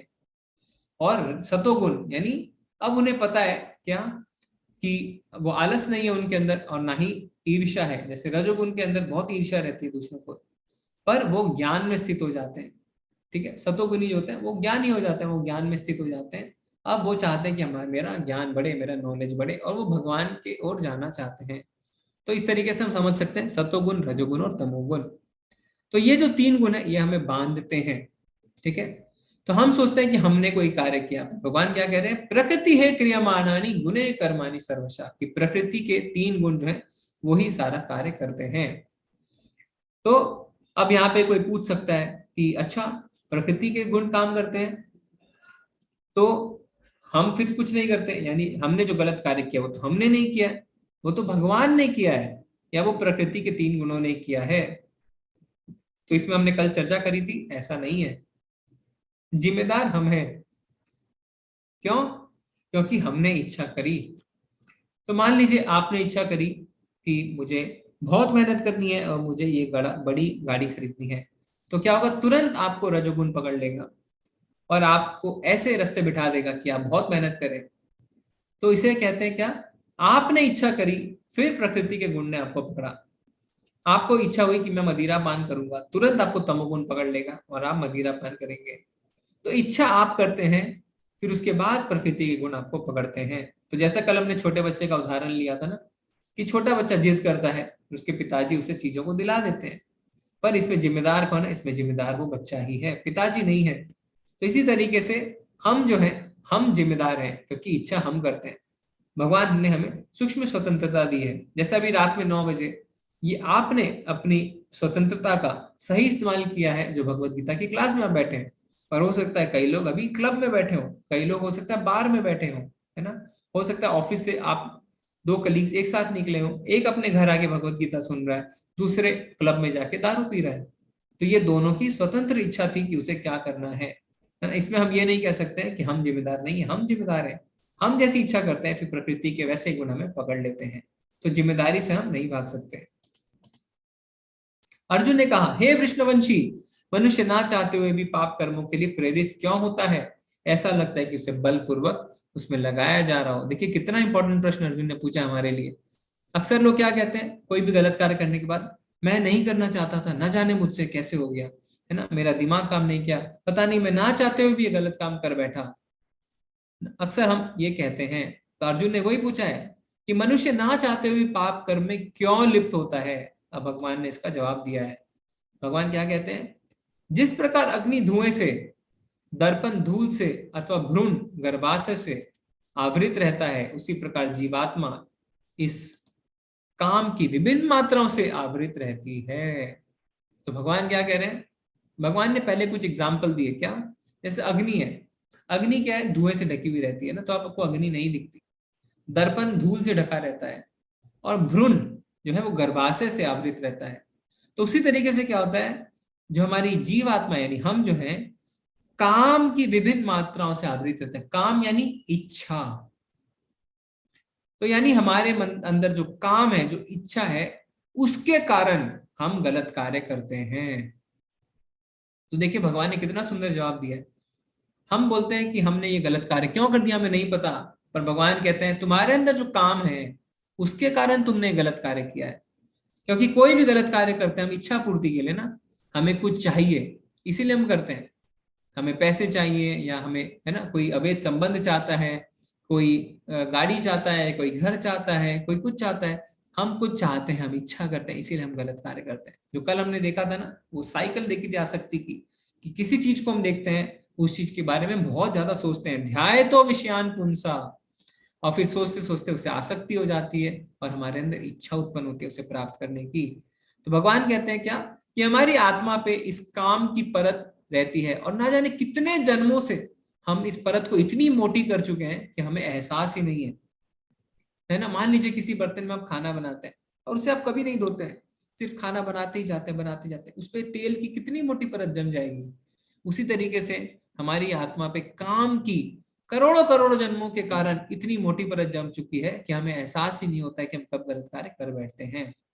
तो इसीलिए क्या है, इसीलिए हमें अपने आत्मा की सफाई करनी है। तो भगवान कहते हैं चेतो दर्पण मार्जनम, चैतन्य महाप्रभु कहते हैं चेतो दर्पण मार्जनम, यानी अपने चित्त को माजो, अपने चित्त को धो। और हम कैसे धो सकते हैं, हरे कृष्ण कृष्ण कृष्ण हरे हरे, हरे राम राम राम हरे हरे। तो जब भगवान के पवित्र नाम गुण रूप लीला इत्यादि का हम क्या करते हैं, कीर्तन करते हैं, श्रवण करते हैं, स्मरण करते हैं, तो हमारे चित्त धीरे धीरे धीरे धीरे धीरे धीरे साफ होता जाता है। ठीक है, तो हमारा असली स्वभाव है सच्चिदानंद, सच्चित आनंद। तो हमने कल देखा था, यानी शाश्वत पूर्ण ज्ञान और पूर्ण आनंद। पर क्योंकि हम इस प्रकृति के संपर्क में आते हैं तो हमारे ऊपर काम की ये परत जो है हमें ढक लेती है, और इसीलिए हमारे अंदर गलत कार्य की इच्छा होती है। ठीक है, तो ये हमारी इच्छा है ना कि हम पानी पिए या दारू पिए, ये हमारी इच्छा है। पर भक्ति जब हम करते हैं तो धीरे धीरे ये परत ढीली होनी शुरू हो जाती है। ठीक है, तो हमें अब समझ में आ गया कि हमें क्या करना है। दर्पण को हम कपड़े से लेके साफ कर सकते हैं ना, पर जब धूल की परत मोटी होती है तो क्या है, धीरे धीरे हमें साफ करना होता है, लगे रहना होता है धीरे धीरे, पर एक दिन जरूर आता है कि वो साफ हो जाए। इसी तरीके से न जाने हमारे अंदर कितनी मोटी परत जमी है, तो हमें क्या करना है, भगवान के नाम का जप शुरू करना है। हरे कृष्ण कृष्ण कृष्ण हरे हरे, हरे राम राम राम हरे हरे। जब हम ऐसा करेंगे तो आप प्रत्यक्ष रूप से देखेंगे, व्यवहारिक रूप से देखेंगे कि कहीं ना कहीं धीरे धीरे धीरे धीरे आपकी काम इच्छा कम हो गई है, और ये जो मैल है ये ढीली पड़नी शुरू हो गई है। ठीक है, इंद्रियाणि मनोबुद्धिर अस्यधिष्ठान मुच्यते एतैर्विमुह्यत येषा ज्ञानम आवृत देहिनाम। इंद्रिया, मन तथा बुद्धि इस काम के निवास स्थान है। तो ये जो काम है ये कहाँ रहती है, इंद्रियों में, मन में और बुद्धि में। ठीक है, इनके द्वारा यह काम जीवात्मा के वास्तविक ज्ञान को ढककर उसे मोहित कर लेता है। तात्पर्य में रूपा जी क्या लिखते हैं, भगवान कृष्ण उन स्थानों का संकेत कर रहे हैं जिसे शत्रु को जीतने वाला यह जान ले कि शत्रु कहाँ पर है। मन समस्त इंद्रियों के कार्यकलापों का केंद्र बिंदु है। अतः जब हम इंद्रिय विषयों के संबंध में सुनते हैं तो मन इंद्रिय तृप्ति के समस्त भावों का आगार बन जाता है। इस तरह मन तथा इंद्रियां काम की शरणास्थली बन जाती है। इसके बाद बुद्धि ऐसी कामपूर्ण रुचियों की राजधानी बन जाती है। बुद्धि आत्मा की निकट पड़ोसन है। काम में बुद्धि से आत्मा प्रभावित होती है, जिससे उसमें अहंकार उत्पन्न होता है और वह पदार्थ से तथा इस प्रकार मन तथा इंद्रियों से अपना तारतम्य कर लेती है। आत्मा को भौतिक इंद्रियों का भोग करने की लत पड़ जाती है, जिससे वह वास्तविक सुख मान बैठता है।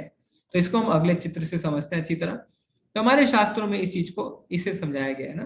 तो हमारी जो 5 इंद्रियां हैं, क्या क्या, आंख, नाक, कान, त्वचा और जो हमारी जीवा है वो, ये जो है ये 5 इंद्रियां 5 घोड़ों के समान है।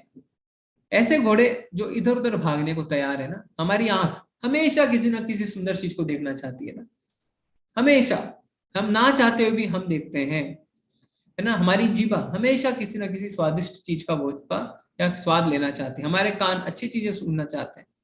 तो ये जो 5 घोड़ों की तरह है जो इधर उधर भागते हैं, पर इनको कौन कंट्रोल करता है, इनका लगाम जो है वो है मन। तो मन रूपी लगाम से हम अपने इंद्रियों को वश में कर सकते हैं, और ये लगाम किसके हाथ में होता है? बुद्धि के हाथ में। ठीक है, तो अपने मन से, जिसे हम इंग्लिश में माइंड कहते हैं, अपने मन से हम अपनी इंद्रियों को संभाल सकते हैं, कंट्रोल कर सकते हैं। हाँ, और हमारा मन अगर हमें विचलित करे तो हम उसे अपनी बुद्धि से कंट्रोल कर सकते हैं। तो घोड़े जो है वो इंद्रियां हैं, लगाम है मन, और जो सारथी है वो कौन है? वो है बुद्धि। और इस रथ पे बैठा कौन है? हमारी आत्मा। तो इंद्रियां, मन और बुद्धि जैसा आपस में तारतम्य रखेंगे वैसा ही प्रभाव हमारी आत्मा में पड़ेगा। तो हमने देखा था, जैसे एक आदमी किसी गाड़ी को देखता है तो उसकी आंखें उसे देखती है, ठीक है, फिर मन में चाह उत्पन्न होती है, फिर वो बुद्धि डिसाइड करती है लेना है कि नहीं लेना है। नहीं, मेरे पास पैसे नहीं है, मैं नहीं लूंगा। पर जब मन बहुत ज्यादा स्ट्रांग हो जाता है, नहीं लेना है, तो बुद्धि क्या बोलती है? ठीक है, चोरी करते हैं। ठीक है, और उससे क्या होता है? हमारी आत्मा पे फर्क पड़ता है। तो मन जो है कभी कभी बुद्धि पे भी हावी हो जाता है। तो हम अगले अध्याय में देखेंगे कि मन हमारा दोस्त है या दुश्मन, इसका भी भगवान हमें जवाब देंगे। ठीक है, तो हमने ये देखा है कि किस तरीके से हम सबसे पहले दैहिक स्तर में रहते हैं, बॉडीली प्लेटफॉर्म में हम अपने आप को शरीर मानते हैं, फिर हम उसके ऊपर उठते हैं सेंसुअल प्लेटफॉर्म यानी इंद्रिय स्तर पे, फिर उसके ऊपर मानसिक स्तर, फिर उसके ऊपर इंटेलेक्चुअल प्लेटफॉर्म और स्पिरिचुअल प्लेटफॉर्म। इसलिए हे भरतवंशियों में श्रेष्ठ अर्जुन, प्रारंभ में ही इंद्रियों को वश में करके इस पाप का महान प्रतीक काम का दमन करो और ज्ञान तथा आत्म साक्षात्कार के इस विनाशकर्ता का वध करो। तो भगवान क्या कहते हैं? प्रथम में ही क्या करना है? अपनी इंद्रियों को वश में करो, क्योंकि ये इंद्रियां है ना, ये इंद्रियां ही हर जगह हमें फंसाने के लिए तैयार है। हम आगे देखेंगे कि किस तरीके से अलग अलग इंद्रियों के कारण अलग अलग जानवर फंसते हैं, जबकि एक जानवर में प्राय एक इंद्रिया ज्यादा प्रमुख रहती है, पर हमारी पांचों इंद्रिया प्रमुख हैं। तो हम कितने ज्यादा डेंजर में है ना। जैसे हाथी है, हाथी क्या है? जैसी हथनी को देखता है उसे स्पर्श करने की इच्छा होती है, उसकी इच्छा इतनी प्रबल होती है कि वो दौड़ के जाता है उसके तरफ, और वहां पे कुछ लोग रहते हैं जमीन में गड्ढा खोदे रहते हैं, उस पे पत्तियां ढक देते हैं और हाथी उसके अंदर गिर जाता है। उस 5 मिनट के सुख के लिए हाथी क्या हुआ? जो खुले जंगल में घूमता था वो अब पूरे जीवन भर के लिए गुलाम बन चुका है ना। अब वो पूरे जीवन भर पैरों में जंजीर बांध के गुलामी करेगा अपने महावत की। क्यों? क्योंकि उसे 5 मिनट वो सुख चाहिए था। तो एक इंद्रिय के कारण इतना ज्यादा वो फंस गया। हमारी तो पांचों इंद्रियां हमें फंसाने के लिए तैयार है। तो इसीलिए भगवान क्या कह रहे हैं? प्रारंभ से ही इंद्रियों को वश में करो और इस पाप का महान प्रतीक यानी काम का दमन करो, क्योंकि इंद्रियों से ही क्या होता है? फिर हमें काम यानी हमें इच्छा उत्पन्न होती है, तो इसका दमन कर दो और ज्ञान और आत्म साक्षात्कार से इस विनाशकर्ता का वध करो। इस प्रकार हे महाबाहु अर्जुन, अपने आप को भौतिक इंद्रियों, मन तथा बुद्धि से परे जानकर और मन को सावधान आध्यात्मिक बुद्धि यानी कृष्ण भावना में स्थिर करके आध्यात्मिक शक्ति द्वारा इस काम रूपी दुर्जय शत्रु को जीतो। तो भगवान काम को क्या कह रहे हैं? दुर्जय शत्रु। ये हमारा शत्रु है, हमारी इच्छा हमारी सबसे बड़ी शत्रु है।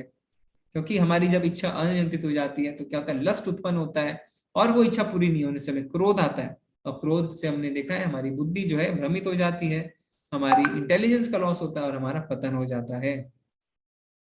ठीक है, तो इससे हम अध्याय के अंत में आ जाते हैं। तो हमने इसमें क्या देखा कि वैराग्य या कर्म, ठीक है, यानी कर्म संन्यास या कर्म योग। तो भगवान क्या बताते हैं? कर्म योग करो।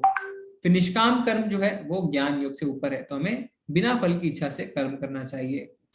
फिर कर्मकांड से कर्म योग यानी हमें कर्म की इच्छा नहीं करनी है, कर्मकांड जो हम भौतिक इच्छाओं के लिए करते हैं उससे ऊपर उठना है, और कर्म योग यानी कर्म करते हुए भगवान से जुड़ना है। फिर मिसाल पेश करो, तो जैसा हमने देखा कि श्रेष्ठ पुरुष जैसा करते हैं जनता वैसा ही करती है, तो श्रेष्ठ पुरुष को अच्छा आचरण रखना चाहिए। और सबसे बड़ा दुश्मन यानी काम रूपी दुर्जय शत्रु पे हमें विजय हासिल करनी है। तो प्रभुपाद जी के कुछ संत में हम शब्द देख लेते हैं।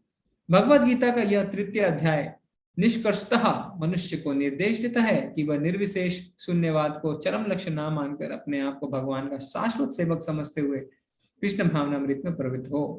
भौतिक जीवन में मनुष्य काम तथा प्रकृति पर प्रभुत्व पाने की इच्छा से प्रभावित होता है। प्रभुत्व तथा इंद्र तृप्ति की इच्छाएं बद्ध जीव की परम शत्रु है, किंतु कृष्ण भावनामृत की शक्ति से मनुष्य इंद्रियों, मन तथा बुद्धि पर नियंत्रण रख सकता है। इसके लिए मनुष्य को सहसा अपने नियत कर्मों को बंद करने की आवश्यकता नहीं है, अपितु धीरे धीरे कृष्ण भावनामृत विकसित करके भौतिक इंद्रिय तथा मन को प्रभावित हुए बिना अपने शुद्ध स्वरूप के प्रति लक्षित स्थिर बुद्धि से दिव्य स्थिति को प्राप्त किया जा सकता है।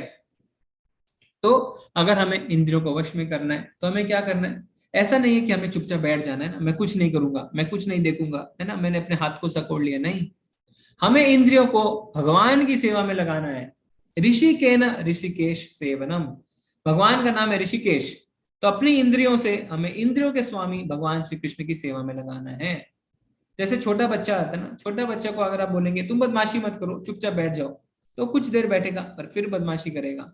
पर अगर आप उससे बदमाशी रोकने के लिए उसे आप कहीं व्यस्त कर देंगे, आप उसके हाथ में एक पेंसिल दे देंगे और एक कॉपी दे देंगे, तो वो क्या करेगा? उसमें कुछ ना कुछ बनाता रहेगा।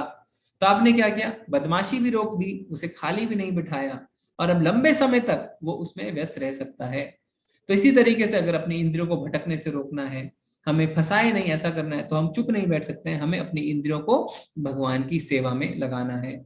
जैसे अपनी आंखों से भगवान के दर्शन करना, अपने हाथों से भगवान के लिए फूल माला बनाना, भगवान के मंदिर की सफाई करना, है ना, किसी को खाना बनाना पसंद है तो भगवान के लिए भोग बनाना, नाक से भगवान पे चढ़े पुष्प को सूंघना। इस तरीके से हम अपनी इंद्रियों को भगवान की सेवा में लगा सकते हैं। तो इसमें क्या होता है? इससे हमें धीरे धीरे उच्च स्वाद का आस्वादन होता है। तो मान लीजिए आप किसी को नमक के साथ रोटी खाने को देते हैं ना, वो खाता है आराम से, पर एक दिन आप उसको पनीर दे देते हैं, अगले दिन फिर क्या वो नमक से रोटी खाएगा? वो नहीं खाएगा। तो इसी तरीके से जब हम भगवान की भक्ति शुरू करते हैं तो हमें उच्च रस का स्वाद जो होता है, और हम निम्न रस को भूल जाते हैं। जो भौतिक सुख हम खोज रहे हैं, इधर उधर भटक रहे हैं, वो हमें निम्न लगने लगता है, वो हमें तुच्छ लगने लगते हैं। अपितु धीरे धीरे कृष्ण भावना में विकसित करके भौतिक इंद्रियां तथा मन से प्रभावित हुए बिना अपने शुद्ध स्वरूप के प्रति लक्षित स्थिर बुद्धि से दिव्य स्थिति को प्राप्त हुआ जा सकता है। यही इस अध्याय का सारांश है। सांसारिक जीवन की अपरिपक्व अवस्था में दार्शनिक चिंतन तथा यौगिक आसनों के अभ्यास से इंद्रियों को वश में करने के कृत्रिम प्रयासों से आध्यात्मिक जीवन प्राप्त करने में सहायता नहीं मिलती, उसे श्रेष्ठ बुद्धि द्वारा कृष्ण भावनामृत में प्रशिक्षित होना चाहिए। ठीक है, तो इस समय क्या शिक्षा मिलती है कि प्रारंभ में ही हमें इंद्रियों को वश में करना है, जिससे कि महान पाप का प्रतीक काम को हम कंट्रोल में कर सके। तो इससे हमारे अध्याय शेष होता है। बहुत बहुत धन्यवाद। और तीसरा अध्याय शेष होता है, तो हमने देखा भी है कि जो भक्त तीसरे अध्याय तक बने रहते हैं वो आगे भी बने रहते हैं। जिन्हें छोड़ना होता है वो पहले 3 अध्याय में ही छोड़ देते हैं, और जो तीसरे के अंत तक रहते हैं, हमने 30 बैच कर लिया ना, हमने देखा है डेटा कि प्राय वो 18 अध्याय तक बने रहते हैं। तो आप सब भी जो है आशा करते हैं कि आप बने रहेंगे। हरे कृष्णा। आप सबका बहुत बहुत धन्यवाद। अगर आपके कोई प्रश्न है तो आप हैंड रेस करके पूछ सकते हैं, नहीं तो चैट में भी लिख सकते हैं। हरे कृष्णा। सोमा माता जी कह रहे हैं निर्विशेष शून्यवादी क्या होता है? तो निर्विशेष माता जी क्या होता है? जो भगवान के साकार रूप को नहीं मानते, वो सोचते हैं कि भगवान ज्योति है, ब्रह्म ज्योति है ना, तो उन्हें कहते हैं निर्विशेष। और उसका उल्टा होता है सकार, जो सकारवादी होते हैं ना, जो सोचते हैं भगवान का साकार रूप है, और जो उसका उल्टा है वो है निर्विशेष, जो सोचते हैं भगवान का साकार रूप नहीं है। ठीक है, ठीक है। तो इसमें प्रभु जी कह रहे हैं उनको अच्छा लगा। इच्छा को कैसे कंट्रोल करें? तो वही डॉक्टर रीमा माता जी हमने बताया ना कि क्या करना है। आप शून्य के नहीं बैठ सकते हैं, 0 के नहीं बैठ सकते हैं। आपको क्या करना है? आपको भगवान की सेवा में लगना है। तो अगर इच्छा आए, आसक्ति करनी है, तो भगवान से आसक्ति करनी है। इच्छा ये होनी चाहिए मैं भगवान की सेवा करूं। ठीक है, तो हमें क्या करना है? हमें भगवान की सेवा में लगना है। तो जब हम अपनी इंद्रियों को भगवान की सेवा में लगाएंगे तो धीरे धीरे हमारी इंद्रियां नियंत्रित होगी। जब इंद्रियां नियंत्रित होगी तो आप देखेंगे आपका मन नियंत्रित हो गया है, और मन नियंत्रित हो गया तो आपकी इच्छा भी नियंत्रित हो गई है। ठीक है माता जी। अंतःकरण काय है? अंतःकरण मतलब आपका मन है ना, आपकी आत्मा अंदर, आपके अंदर, उसे अंतःकरण कहते हैं प्रभु जी। ठीक है, मन को कैसे नियंत्रित किया जाए? जी प्रभु जी हमने बताया ना अभी, मन को कैसे नियंत्रित किया जाए।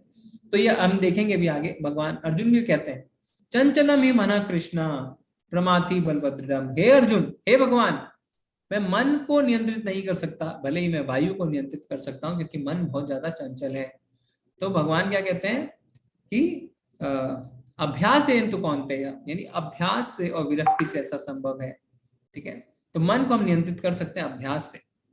तो जब हम अपनी इंद्रियों को भगवान की सेवा में लगाते हैं तो हम देखेंगे धीरे धीरे क्या होता है, सब कुछ नियंत्रण में आ जाता है। ठीक है प्रभु जी। और इसके लिए सबसे अच्छा तरीका, अपने मन को शांत करने का तरीका है भगवान के नाम का जप। जब हम भगवान के नाम का जप शुरू करते हैं तो हमारा मन शांत होता है, इधर उधर भागता नहीं है, हम उसे उच्च रस का आस्वादन होता है। जब उच्च रस का आस्वादन होगा तो निम्न रस आप भूल जाएंगे, तो आप देखेंगे मन कंट्रोल में आ गया। तो इसीलिए हमें भगवान की एक माला से शुरुआत करनी है। ठीक है, तो आप देखेंगे धीरे धीरे किस तरीके से मन आपका शांत हो गया और कंट्रोल में आ गया। ओके, विजय बासु प्रभु जी, जी आज की हर क्लास की रिकॉर्डिंग व्हाट्सएप पे आती है प्रभु जी, कोई दिक्कत नहीं है। जी ईशान प्रभु जी, हम भगवान के नाम को बिना माला के भी कर सकते हैं, कोई दिक्कत नहीं है, आप 108 काउंट करके करिए। पर अगर आप माला में कर सकते हैं तो अच्छी बात है, नहीं कर सकते हैं तो शुरुआत आप उंगली पे भी कर सकते हैं, कोई दिक्कत नहीं है। हरे कृष्ण महामंत्र 500 साल पहले चैतन्य महाप्रभु ने दिया, इससे भी पहले कल्याण का क्या साधन था? जो माता जी हमने बताया ना, 500 साल पहले द्वापर था, द्वापर में अर्च विग्रह था, भगवान की मूर्ति की पूजा होती थी जिसे अर्च विग्रह कहते हैं। उसके पहले त्रेता था, त्रेता में यज्ञ होते थे, बड़े बड़े अनुष्ठान होते थे। उससे पहले सतयुग था जहाँ पे ध्यान होता था। ठीक है, तो हर युग में एक युग धर्म है। हमारा जो कलयुग में धर्म है, हरे नाम एव केवलम कलु नास्तव्य नास्तव्य नास्तव्य गति अन्यथा, हरि का नाम। ठीक है सोमा माता जी, हरे कृष्णा। मंजुला माता जी हरे कृष्णा, अनम्यूट कर लीजिए। हरे कृष्णा प्रभु जी। जी माता जी हरे कृष्णा। मुझे मीटिंग करना है कुछ लोगों की आपसे जुड़ने के लिए, तो इसके लिए आप वीडियो कॉलिंग में कुछ मेरी हेल्प कर सकते हैं क्या? जैसे कुछ एडवोकेट जुड़े हुए हैं मेरे से, तो एक मीटिंग करना है कम से कम 100 लोगों की, तो फिर आप हेल्प ये बताएं मेरे को। हाँ माता जी, आप अपना नंबर जो है दे दीजिए, मैं आपसे क्लास के बाद बात करता हूँ कि कैसे कर लेंगे। जी जी जी, नंबर दे, अपना नंबर दे दीजिए। जी जी, धन्यवाद। हरे कृष्ण। माता जी ग्वालियर हाई कोर्ट में वकील हैं, है ना, वो बहुत सालों से वकालत कर रहे हैं और काफी बड़ा उनका नेटवर्क है। तो माता जी काफी पुराने भक्त भी हैं, काफी समय से क्लासेस कर रहे हैं। अब उन्हें इतना अच्छा लगा कि वो बाकी वकीलों को भी जोड़ना चाहते हैं। धन्यवाद माता जी। मन को कैसे नियंत्रित किया जाए हमने बताया, और क्या प्रश्न है देखते हैं चैट में। माला कैसे करें फिर से बताएं प्रभु। ठीक है मैं बताता हूँ माता जी। तो इसमें आप हैंड रेस करके ना बात भी कर सकते हैं, ऐसा नहीं कि सिर्फ चैट में लिखना है, इससे अच्छी तरीके से बात हो सकती है। ये देखिए माला आपको दिख रही है, तो ये ऐसे माला में सुमेरु होता है। तो इस सुमेरु में आप कहेंगे जय श्री कृष्ण चैतन्य प्रभु नित्यानंद श्री अद्वैत गदाधर श्रीवासादि गौर भक्तवृंद। तो आप देखिए सुमित प्रभु जी एडमिन जो है व्हाट्सएप ग्रुप में, उन्होंने ये मंत्र डाल दिया है। फिर अगले मणि में आप क्या कहेंगे, हरे कृष्ण कृष्ण कृष्ण हरे हरे, हरे राम राम राम हरे हरे, हरे कृष्ण कृष्ण कृष्ण हरे हरे, हरे राम राम राम हरे हरे, हरे कृष्ण कृष्ण कृष्ण हरे हरे, हरे राम राम हरे। इस तरीके से। ठीक है, फिर क्या होगा, आप अंत में जब आ जाएंगे लास्ट में, फिर आप लास्ट जब पहुंचेंगे हरे कृष्ण कृष्ण कृष्ण हरे हरे, हरे राम राम हरे। अभी आप और माला करना चाहते हैं तो इसको ऐसे करके क्रॉस मत करिए, आप क्या करिए, यहाँ पे इस सुमेरु इसको पलट लीजिए, माला को सुमेरु को क्रॉस नहीं करते हैं, उसको पलट लेते हैं। ठीक है माता जी। डॉक्टर रीमा माता जी हरे कृष्ण। और अगर आप जपा बैग यूज कर रहे हैं तो जपा बैग में क्या करना है, जैसे ये जपा बैग होता है, हाँ जपा बैग में आप इसे ऐसे डाल के कर सकते हैं, अंदर ही अंदर हरे कृष्ण कृष्ण कृष्ण हरे हरे। ठीक है ओके। मंजुला माता जी ने अपना नंबर दे दिया, मैं नोट कर लेता हूँ।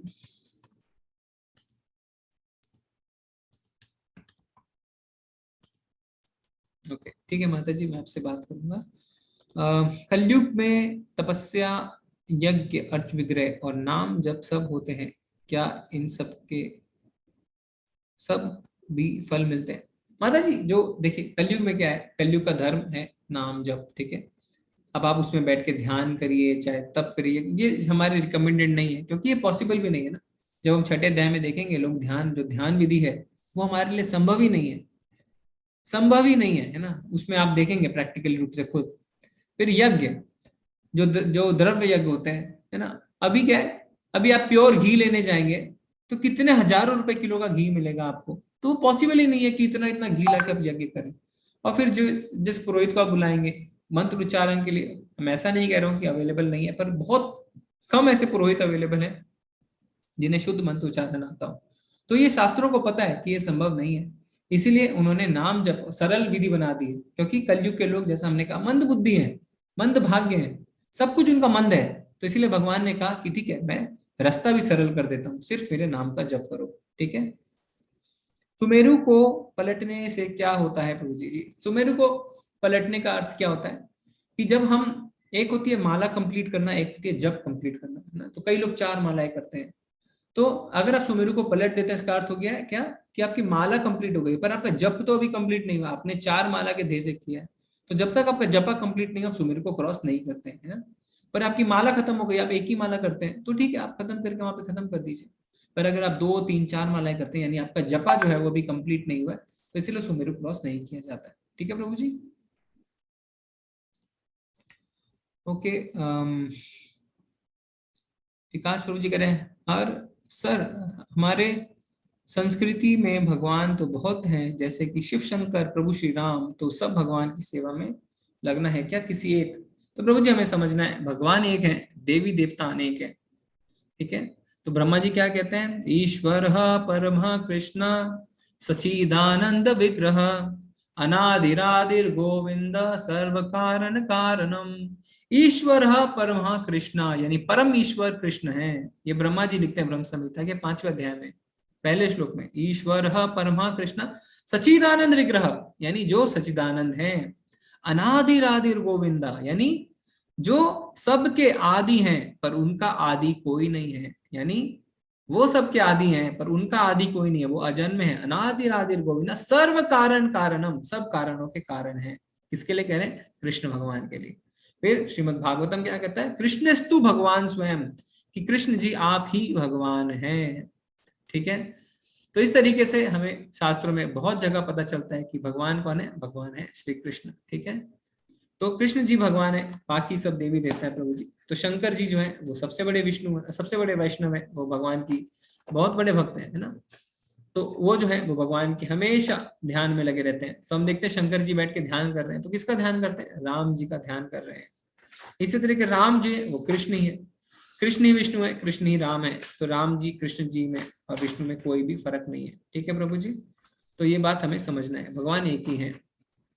हरे कृष्णा। सुमा माता जी। हरे कृष्णा प्रभु जी। जी माता जी। प्रभु जी मैं ये पूछना चाह रही हूँ, जैसे आपने 4 युग बताए, तो जो कृष्ण भगवान जी है वो त्रेता युग में आए थे, द्वापर में आए थे, सॉरी, हाँ द्वापर युग में आए थे। तो क्या उनसे पहले भी कोई और कृष्ण भगवान थे क्या? और जैसे आप बता रहे हो भोले बाबा उनकी पूजा, उनका नाम लेते हैं राम जी का, तो राम जी आए थे त्रेता युग में, तो भोले बाबा तो बहुत पहले से हैं, तो ये थोड़ा कंफ्यूजन था। जी जी जी, तो क्या है माता जी, भगवान ने बहुत सारे अवतार लिए ना। सतयुग में तो भगवान तुरंत तुरंत आ जाते थे। तो देखिए जो भगवान ने सतयुग में कितने अवतार लिए। पहले भगवान वामन देव बन के आए, ठीक है। फिर उसके बाद सतयुग में मोहिनी अवतार लिया उन्होंने, कच्छप अवतार लिया, है ना। तो कितने सारे अवतार लिए सतयुग में, तो भगवान ने भर भर के अवतार लिए। फिर उसके बाद त्रेता में राम जी जो है वो कृष्ण जी हैं, तो कृष्ण जी राम जी बन के आए। फिर उसके बाद कृष्ण जी खुद आए कृष्ण बन के, कृष्ण, है ना। तो यहाँ पे वो अवतार में नहीं है, अवतारी यानी भगवान खुद ही आ गए द्वापर में। फिर व्यास देव जी जिन्होंने सारे शास्त्र लिखे, वो भी भगवान का 27 अवतार है। बुद्ध जो है कलयुग में भी तो आ गए। बुद्ध जो है वो बुद्ध भी भगवान के अवतार है। 500 साल पहले चैतन्य महाप्रभु वो भगवान खुद है राधा रानी भाव में। तो भगवान आते रहते हैं ना, क्योंकि कृष्ण जो है वो स्वयं द्वापर में आए थे, इसलिए हमें ऐसा लगता है, पर भगवान हर युग में आते रहते हैं। और भोलेनाथ जो है वो कब, भोलेनाथ भी हमेशा से है, भगवान भी हमेशा से है। तो भोलेनाथ की उत्पत्ति कैसी होती है, शास्त्रों में लिखा हुआ है, ठीक है। तो भगवान से ही उत्पत्ति होती है उनकी। तो भगवान जो है वो परम है, उसके बाद ब्रह्मा जी आते हैं, फिर उसके बाद भोलेनाथ भी आते हैं। ठीक है माता जी, तो भगवान तो पहले से है, भगवान तो अजन्म है। अनादिरादिर गोविंदा, उन्हें अनादिरादि कहा जाता है, जिनका कोई भी आदि नहीं है, जो अजन्मा है। ठीक है माता जी, म्यूट हो गया माता जी। हरे कृष्णा। जी प्रभु जी, हरे कृष्णा। जी जी जी जी जी, हरे कृष्णा। ईशान प्रभु जी कह रहे हैं भगवान के नाम के जप को हम बिना माला के कर सकते हैं। जी प्रभु जी कर सकते हैं, हमने बता दिया। ओके, मन को कैसे नियंत्रित किया जाए प्रभु जी, हमने इसका जवाब दिया। पिक्चर में 2% क्या कर रहे हैं? तो सोमा माता जी कह रहे हैं कि वो जो हमने फोटो देखी थी ना, जिसमें रजोगुण सतोगुण और तमोगुण कठपुतलियों की तरह, तो हम कठपुतली की तरह नाच रहे हैं माता जी उसमें, ठीक है। हम हमारे हाथ पैरों में रस्सी बंधी और हम नाच रहे हैं। ओके, कृष्ण भगवान जी हमारे मन के बात कैसे जान लेते हैं? हम किसी भी टाइम उनको याद करें, उनका नाम लें, क्या वो सुन लेते हैं? वो कहाँ हैं? उनको साक्षात कैसे देख सकते हैं कलयुग में? जी, तो सोमा माता जी ने बहुत ही अच्छे प्रश्न किया। अतः तो ब्रह्म जिज्ञासा, माता जी की जिज्ञासा ब्रह्म जिज्ञासा है। बहुत ही अच्छे प्रश्न है। माता जी पूछ रहे हैं कृष्ण भगवान जी हमारे मन की बात कैसे जान लेते हैं? क्योंकि भगवान हमारे हृदय में रहते हैं। भगवान, अर्जुन पूछते हैं तो भगवान कहते हैं हृदय अर्जुन तिष्ठति, मैं हृदय में रहता हूँ परमात्मा रूप में। तो क्योंकि अगर आपको कोई हृदय में रहता है तो आपके हृदय की बात तो वो जान सकता है ना। ठीक है, दूसरा क्या है? हम किसी भी समय उनको याद करें, उनका नाम लें, क्या वो सुन लेते हैं? जी, आप सिर्फ सोचेंगे तो वो जान जाते हैं। तो भगवान कहते हैं अर्जुन को कि मैं भूत भविष्य वर्तमान सब कुछ जानता हूँ। ठीक है, तो आप कुछ सोचते भी हैं, आप क्या करने वाले हैं, भगवान को सब पता रहता है। वो कहाँ है? वो हमारे हृदय में है। उनको साक्षात कैसे देख सकते हैं? तो साक्षात देखने के लिए तो माता जी भक्ति करनी पड़ेगी। ठीक है, तो भगवान भक्ति के द्वारा जो अपने दर्शन देते हैं। तो जब हम विराट रूप देखेंगे ना 11वां अध्याय, तो वहां पे भगवान बताते हैं कि भक्त ही मेरे को देख सकते हैं। यहाँ तक कि देवी देवता भी मेरे श्याम सुंदर रूप को देखने की ताक में रहते हैं, पर भक्त जो है वो भगवान को देख सकते हैं। ठीक है माता जी, तो हम 9वें अध्याय में जब पढ़ेंगे जिसमें भक्ति योग के बारे में भगवान बताते हैं, तो भगवान हमें बताते हैं कि भक्त जो है वो मेरे को प्राप्त होते हैं, वो मेरे स्वभाव को प्राप्त होते हैं, वो मेरे धाम को आते हैं। ठीक है, तो इसमें हम देखते हैं कि धीरे धीरे जब भक्ति में आगे बढ़ते हैं तो 3 स्तर पे हम भगवान को जो है साक्षात्कार करते हैं। ब्रह्मेति परमात्मेति कृष्ण भगवानेति। तो जो ज्ञान योगी होते हैं, जो ज्ञान के अनुशीलन में लगते हैं, वो ब्रह्म ज्योति के रूप में भगवान को अनुभव करते हैं। फिर जो अष्टांग योगी होते हैं, जो ध्यान लगाते हैं, वो परमात्मा के रूप में हृदय में भगवान के दर्शन करते हैं। पर जो भक्त होते हैं वो भगवान का श्याम सुंदर रूप में भगवान के दर्शन करते हैं। ठीक है माता जी, और हमारे लिए क्या है? हमारे लिए भगवान अर्च विग्रह रूप में आए हैं, तो हम उससे शुरुआत कर सकते हैं। अगर अर्च विग्रह को आप मूर्ति समझेंगे, पत्थर समझेंगे, लकड़ी समझेंगे, तो आप समझते रह सकते हैं ना, आप पूजा नहीं कर पाएंगे, आप भक्ति भाव नहीं ला पाएंगे। पर जब आप उन्हें समझेंगे साक्षात भगवान है, तो वहीं से हमारा भक्ति भाव शुरू होता है। ठीक है, और ये भगवान कहते भी हैं कि जो अर्च विग्रह है वो मेरा ही प्रतिनिधि है। ठीक है, उसमें लिए बहुत ही सुंदर उदाहरण भी दिया प्रभुपाद जी ने अपने तात्पर्य में, वो हम आगे के अध्याय में देखेंगे। ओके माता जी, श्रेयस मतलब अच्छे के लिए, प्रेयस मतलब प्रिय बट नॉट बेनिफिट। जी चंद्र प्रभु जी, आपने सही कहा। ओके, क्या विराट रूप काल्पनिक है? कुसुम माता जी कह रहे हैं। जी माता जी, हम इसे है ना और डिटेल में डिस्कस करेंगे, पर जो आप कह रहे हैं विराट रूप जो है वो अस्थाई है, क्योंकि वो भौतिक तत्वों से बना हुआ है ना। तो जो भौतिकवादी लोग होते हैं, जो सोचते हैं कि इस भौतिक चीजों के परे कुछ भी नहीं है, उनके लिए भगवान विराट रूप दिखाते हैं। तो भौतिक तो वो हमेशा बदलता रहता है, वो आध्यात्मिक आकाश में स्थित नहीं है, वो भौतिक आकाश में है और बदलता है, तो वो अस्थाई है माता जी। ठीक है, आप सही कह रहे हैं, वो अस्थाई है। भगवान तो कण कण में बसे हैं प्रभु जी। जी माता जी, भगवान कण कण में बसे, और भगवान ये कहते भी हैं कि क्या भगवान कहते हैं 9वें अध्याय में भगवान कहते हैं 4थे श्लोक में कि मैं जो हूं मैं कण कण में हूं। ठीक है, और कण कण में रह के मैं हर जगह व्याप्त हूं। तो भगवान अपनी, इसको अचिंत्य शक्ति कहते हैं भगवान की। भगवान हर कण में है, तो हमारे हृदय में है परमात्मा रूप में, और जो अणु है उसके अंदर भी भगवान है ना, इतने छोटे तरीके से। तो भगवान कण कण में बसते हैं। ठीक है माता जी, मया ततम इदं सर्वम जगत अव्यक्त मूर्तिना यत् स्थानि सर्वभूतानि। ऐसे भगवान बताते हैं, मया ततम इदं सर्वम जगत अव्यक्त मूर्तिना, यानी मैं अव्यक्त रूप से इस सारे जगत में व्याप्त हूँ। सभी जीव मुझ में स्थित हैं, किंतु मैं उनमें नहीं हूँ। मत्स्थानि सर्वभूतानि। ठीक है, ना चाहम तेष अवस्थिता। मया ततम इदं सर्वम जगत अव्यक्त मूर्तिना मत्स्थानि सर्वभूतानि ना चाहम तेष अवस्थिता। तो ये हम पढ़ेंगे 9वें अध्याय में माता जी। ठीक है, कृष्ण जी को लॉर्ड क्यों कहा जाता है, गॉड क्यों नहीं? शशांक प्रभु जी कह रहे हैं लॉर्ड और गॉड। ठीक है, तो प्रभुपाद जी ने भगवान के लिए इंग्लिश में लिखा है supreme personality of God head. तो ये है भगवान, कृष्णस्तु भगवान स्वयं। और हमने डेफिनेशन देखा भगवान का कल, पराशर मुनि ने डेफिनेशन दिया था 6 ऑपुलेंसेस। ठीक है, और गॉड यानी सेमी, जो डेमी गॉड्स होते हैं यानी देवी देवता, तो प्रभुपाद जी ने उन्हें डेमी गॉड्स कहा है। तो एक होते हैं supreme personality of God head यानी भगवान, और एक होता है डेमी गॉड यानी देवी देवता। ठीक है प्रभु जी, शशांक प्रभु जी। ओके, अथर्व प्रभु जी पूछ रहे हैं,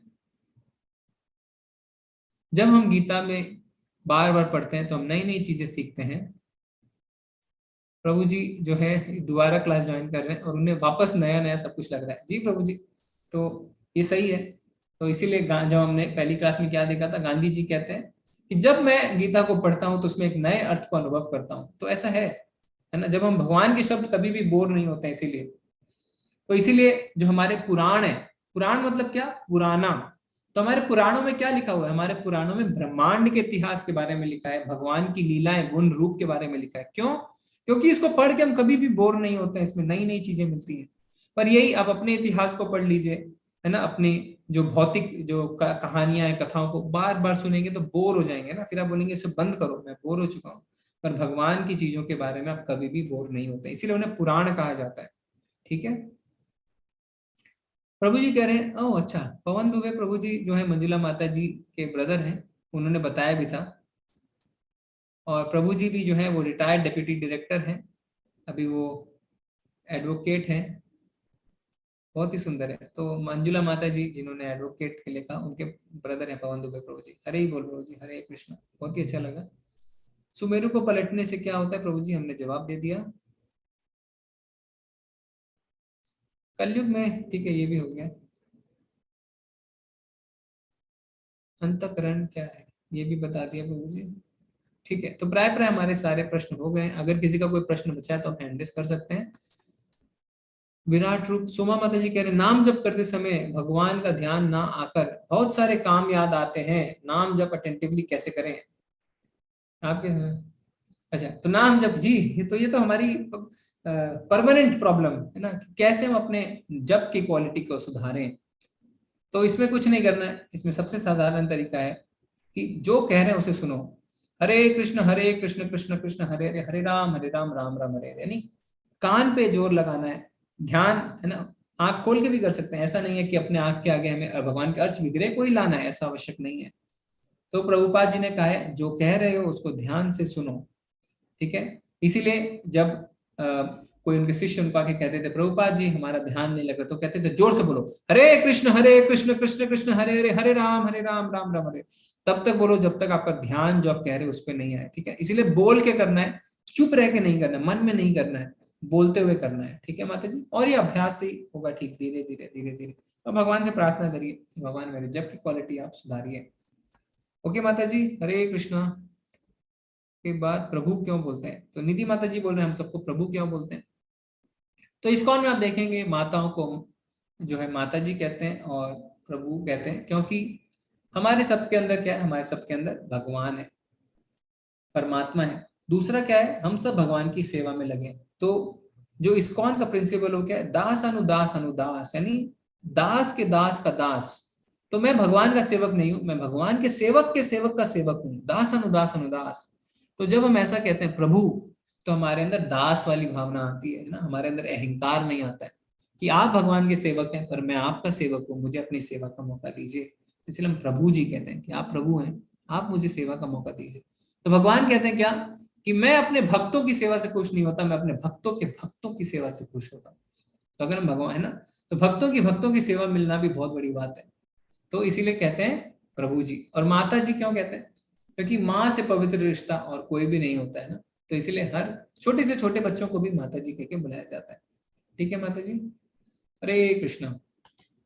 विकास प्रोदार प्रभु जी पूछ रहे हैं कि जब पैसा गिनते हैं तो ध्यान नहीं भटकता, भक्ति के समय क्यों भटकता है? तो ये माया है ना प्रभु जी, तो यही तो माया है। तो माया तो चाहती है कि आप उसके तरफ आकर्षित हो, और भक्ति जो है वो क्या है, माया पे अटैक करना है। तो हम यहाँ पे क्यों आए हैं, हम इसलिए आए हैं यहाँ पे, इतने दुख हम झेल रहे हैं। भगवान क्या कहते हैं, दुखालयम अशाश्वतम। तो ये जो संसार है, ये जो जगत है, भगवान उसको दुखालयम कहते हैं। दुखालय मतलब पुस्तकालय को क्या होता है, जहाँ पे पुस्तक रहते हैं ना, उसी तरह दुखालय में क्या रहेगा, दुख रहेगा। और ये भगवान कह रहे हैं, हम नहीं कह रहे, उन्होंने इस जगत को बनाया और कहते हैं दुखालयम अशाश्वतम। अगर सुख आता भी है तो वो अशाश्वत है। क्यों? क्योंकि हमने भगवान से ईर्ष्या करी, हम भगवान से पीठ मोड़ लिया। हम कह रहे थे क्या कि नहीं नहीं मुझे थोड़ा भोग करना है, तो भगवान कहते हैं ठीक है जाओ मृत्यु लोक में भोग करो। पर हम भोग के लिए नहीं बने, जीवात्मा भोग के लिए नहीं बनी है। जैसे आपकी उंगली है ना, आपकी उंगली क्यों बनी है? आपकी सेवा करने के लिए। अगर आपकी उंगली कहती है कि जाओ मैं आपकी सेवा नहीं करूं, है ना, और आपके शरीर से अलग हो जाती है, क्या वो अकेले कुछ कर पाएगी? वो नहीं कर पाएगी। वो बनी है आपकी सेवा करने के लिए। तो जो जीवात्मा है हमें, वो हम बने भगवान के सेवा करने के लिए। इसलिए क्या कहते हैं शास्त्र? जीवेर स्वरूप होए कृष्णेर नित्यदास, यानी जीव का स्वरूप है भगवान का दास बनना।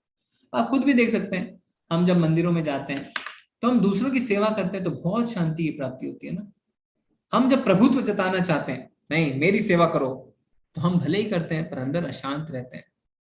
पर जब हम किसी की सेवा करते हैं, जब मंदिर जाते हैं ना, जब कहीं भी जाते हैं किसी की सेवा में लगते हैं, तो बहुत शांति की प्राप्ति होती है। क्यों? हम बने हैं सेवा करने के लिए। तो अगर हम भगवान की सेवा नहीं करेंगे तो माया की सेवा करेंगे। जैसे नोट गिनेंगे ना, तो नोट गिनेंगे तो बड़ा मजा आता है ना, हमें हमारा सारा ध्यान उस तरफ है, क्योंकि हम माया में फंस चुके हैं। तो हमें क्या करना है? हमें माया की सेवा नहीं करनी है, भगवान की सेवा करनी है। ठीक है प्रभु जी।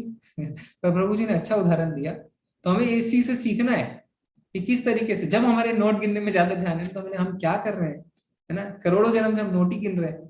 अभी हम भगवान की माला में मंत्र गिन लेते हैं, थोड़ा ध्यान उस तरफ लगा लेते हैं। और जब ध्यान भटके ना, सोमा माता जी आप ऐसा कर सकते हैं, जब ध्यान भटके तो ये सोचे, नोट तो मैं बड़े ध्यान से गिनती हूँ, अभी मैं नाम भी थोड़े ध्यान से जप लेती हूँ। ये प्रभु जी ने अच्छा फॉर्मूला बता दिया।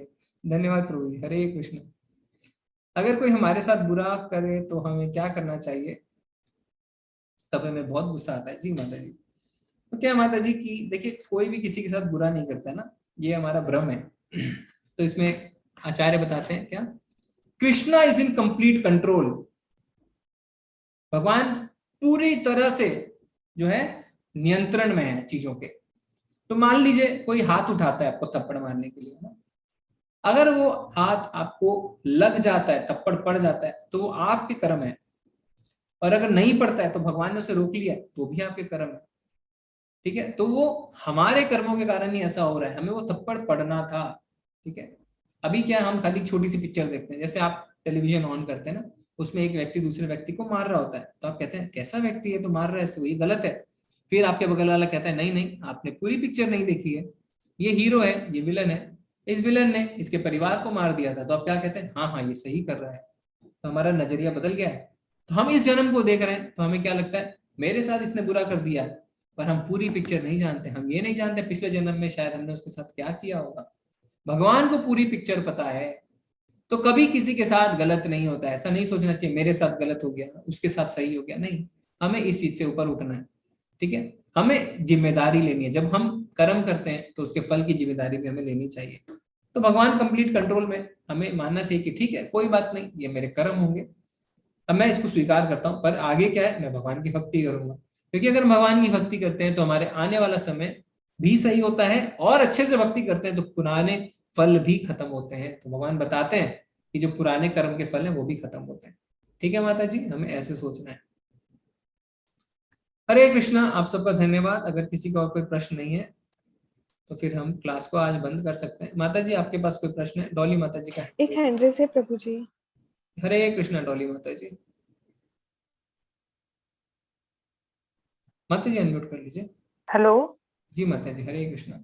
हाँ, मेरा क्वेश्चन ये है कि आप महामंत्र जाप के लिए कहते हैं हरे कृष्णा, अगर हम और नाम लें, मैं राधा नाम का जप करती हूँ, तो उसमें कुछ मतलब डिफरेंस है? हमें महामंत्र ही जाप करना चाहिए? तो माता जी मंत्र बहुत सारे हैं ना, हमारे तो वेद मंत्रों से भरे पड़े हैं, पर इसको क्या है, हमारा जो खोज के निकाला गया शास्त्रों से, और ये कली संतरण उपनिषद में मेंशन्ड है कि, और ब्रह्मा जी कहते हैं इसके लिए इति षोडशक नाम नाम कली कलमश नाशनम। ये जो 16 अंकों 16 शब्दों का मंत्र है, ये कलयुग में सबका उद्धार करेगा। तो हमें इसी मंत्र का जाप करना चाहिए? जैसे मैं राधा नाम जप करती हूँ तो वो नहीं करना चाहिए? नहीं नहीं नहीं, आप जो कर रहे हैं वो करते रहिए, वो नहीं मना कर रहे, जो आप कर रहे हैं वो आप करिए। हम यही कह रहे हैं इस मंत्र की एक माला आप अपने जीवन में जोड़ लीजिए, 7 से 8 मिनट से ज्यादा नहीं लगेंगे। ओके। हाँ, तो जो आप कर रहे हैं, राधे राधे करते हैं, है ना, कोई कुछ करता है, कोई कुछ करता है, जो आप कर रहे हैं आप करिए। एक माला 7 से 8 मिनट आप इसको जोड़ दीजिए माता जी, बस, और कुछ भी नहीं। Okay okay okay, thank. जो मंत्र कर रहे हैं आप करते रहिए, बस इस एक माला को करिए। संजय प्रभु जी कह रहे हैं श्री वृंदावन को भी धाम कहा जाता है, श्री मायापुर को भी धाम बोला जाता है। माता जी क्या जी, उत्तराखंड में अलचर धाम कहते हैं, और शंकराचार्य जी द्वारा अलग 4 धाम स्थापित किए गए हैं। तो असली धाम व 4 धाम कौन सा है प्रभु? ठीक है प्रभु जी, बहुत सारे धाम है ना, और हर धाम में, हर जगह में भगवान की अपनी अपनी लीलाएं हैं। तो वृंदावन भी धाम है ना। अब 4 धाम में तो अब देखेंगे वृंदावन का नाम नहीं आता है ना। कोई कहता है कि इधर द्वारका है, तो फिर बद्रीनाथ है, पुरी है और रामेश्वरम है, इसे 4 धाम कहते हैं। फिर आप उत्तराखंड चले जाएंगे तो वहां पे वो 4 अलग अलग जगह बता देंगे ये 4 धाम है। तो ये सब हमारे बनाए हुए हैं ना, हम अब इस हिसाब से बताते हैं कि यहाँ के ये 4 धाम है, इंडिया के ये 4 धाम है। पर फिर हम कहते हैं कि अरे वृंदावन का नाम तो आपने लिया नहीं, तो वृंदावन भी भगवान का धाम है। तो जहां भगवान ने लीलाएं करी है, जहां भगवान का भास है, जहां भगवान के भक्त हैं, वही धाम है। ठीक है, तो मायापुर धाम है वो गुप्त धाम है। ठीक है, तो इस तरीके से है प्रभु जी। तो अलग अलग जगह के अलग अलग वो है। तो शास्त्रों में कहा गया कि जहां भक्त है वहीं वृंदावन धाम है। तो हमें इस तरीके से जानना है, क्योंकि आप ऐसे चले जाइए वृंदावन, आपको कुछ भी नहीं पता है, तो आप एक टूरिस्ट की तरह जाएंगे, घूम के आ जाएंगे। पर जब आप भक्तों के साथ जाएंगे तब आपको उस जगह की महिमा पता चलेगी, तब आप गोस्वामियों के बारे में जानेंगे, भगवान की लीलाओं के बारे में जानेंगे, तब वो धाम धाम की तरह प्रकट होता है। क्यों? क्योंकि आपने भक्तों का संग लिया। तो जहां भक्तों का संग है वही धाम है प्रभु जी। ठीक है, तो हमें ऐसे समझना है इस चीजों को। हरे कृष्णा। धन्यवाद संजय प्रभु जी। ठीक है माता जी, फिर आज हम चलते हैं। आप सबका बहुत बहुत धन्यवाद। कल हम शुरू करेंगे 4था अध्याय, जिसका नाम है क्या? ज्ञान योग। तो ज्ञान योग यानी किस तरीके से ज्ञान के माध्यम से हम भगवान से जुड़ सकते हैं। तो कल का अध्याय भी बहुत आवश्यक है, क्योंकि अक्सर भारतवर्ष में देखा जाता है कि बहुत सारे लोग भगवान को मानते हैं, मंदिर जाते हैं, पर अचानक से एक बाबा आके बोलते हैं सिंघाड़ा खाओ कृपा बरसेगी। हम सब सिंघाड़ा खाना शुरू कर देते हैं। क्यों? हमारे अंदर ज्ञान की कमी है। तो भगवान कल के अध्याय में बताएंगे कि किस तरीके से हमें ज्ञान लेना चाहिए और ज्ञान हमारे लिए क्यों आवश्यक है। ठीक है, तो कल हम सब मिलेंगे। आज हम चलते हैं। वांछा कल्पतरुभ्यश्च कृपा सिंधुभ्य एव च पतितानां पावनेभ्यो वैष्णवेभ्यो नमो नमः। अनंत कोटि वैष्णव वृंद की जय। श्री प्रभुपाद की जय। हरे कृष्णा। सभी को दंड प्रणाम। हरे कृष्णा। हरे कृष्ण।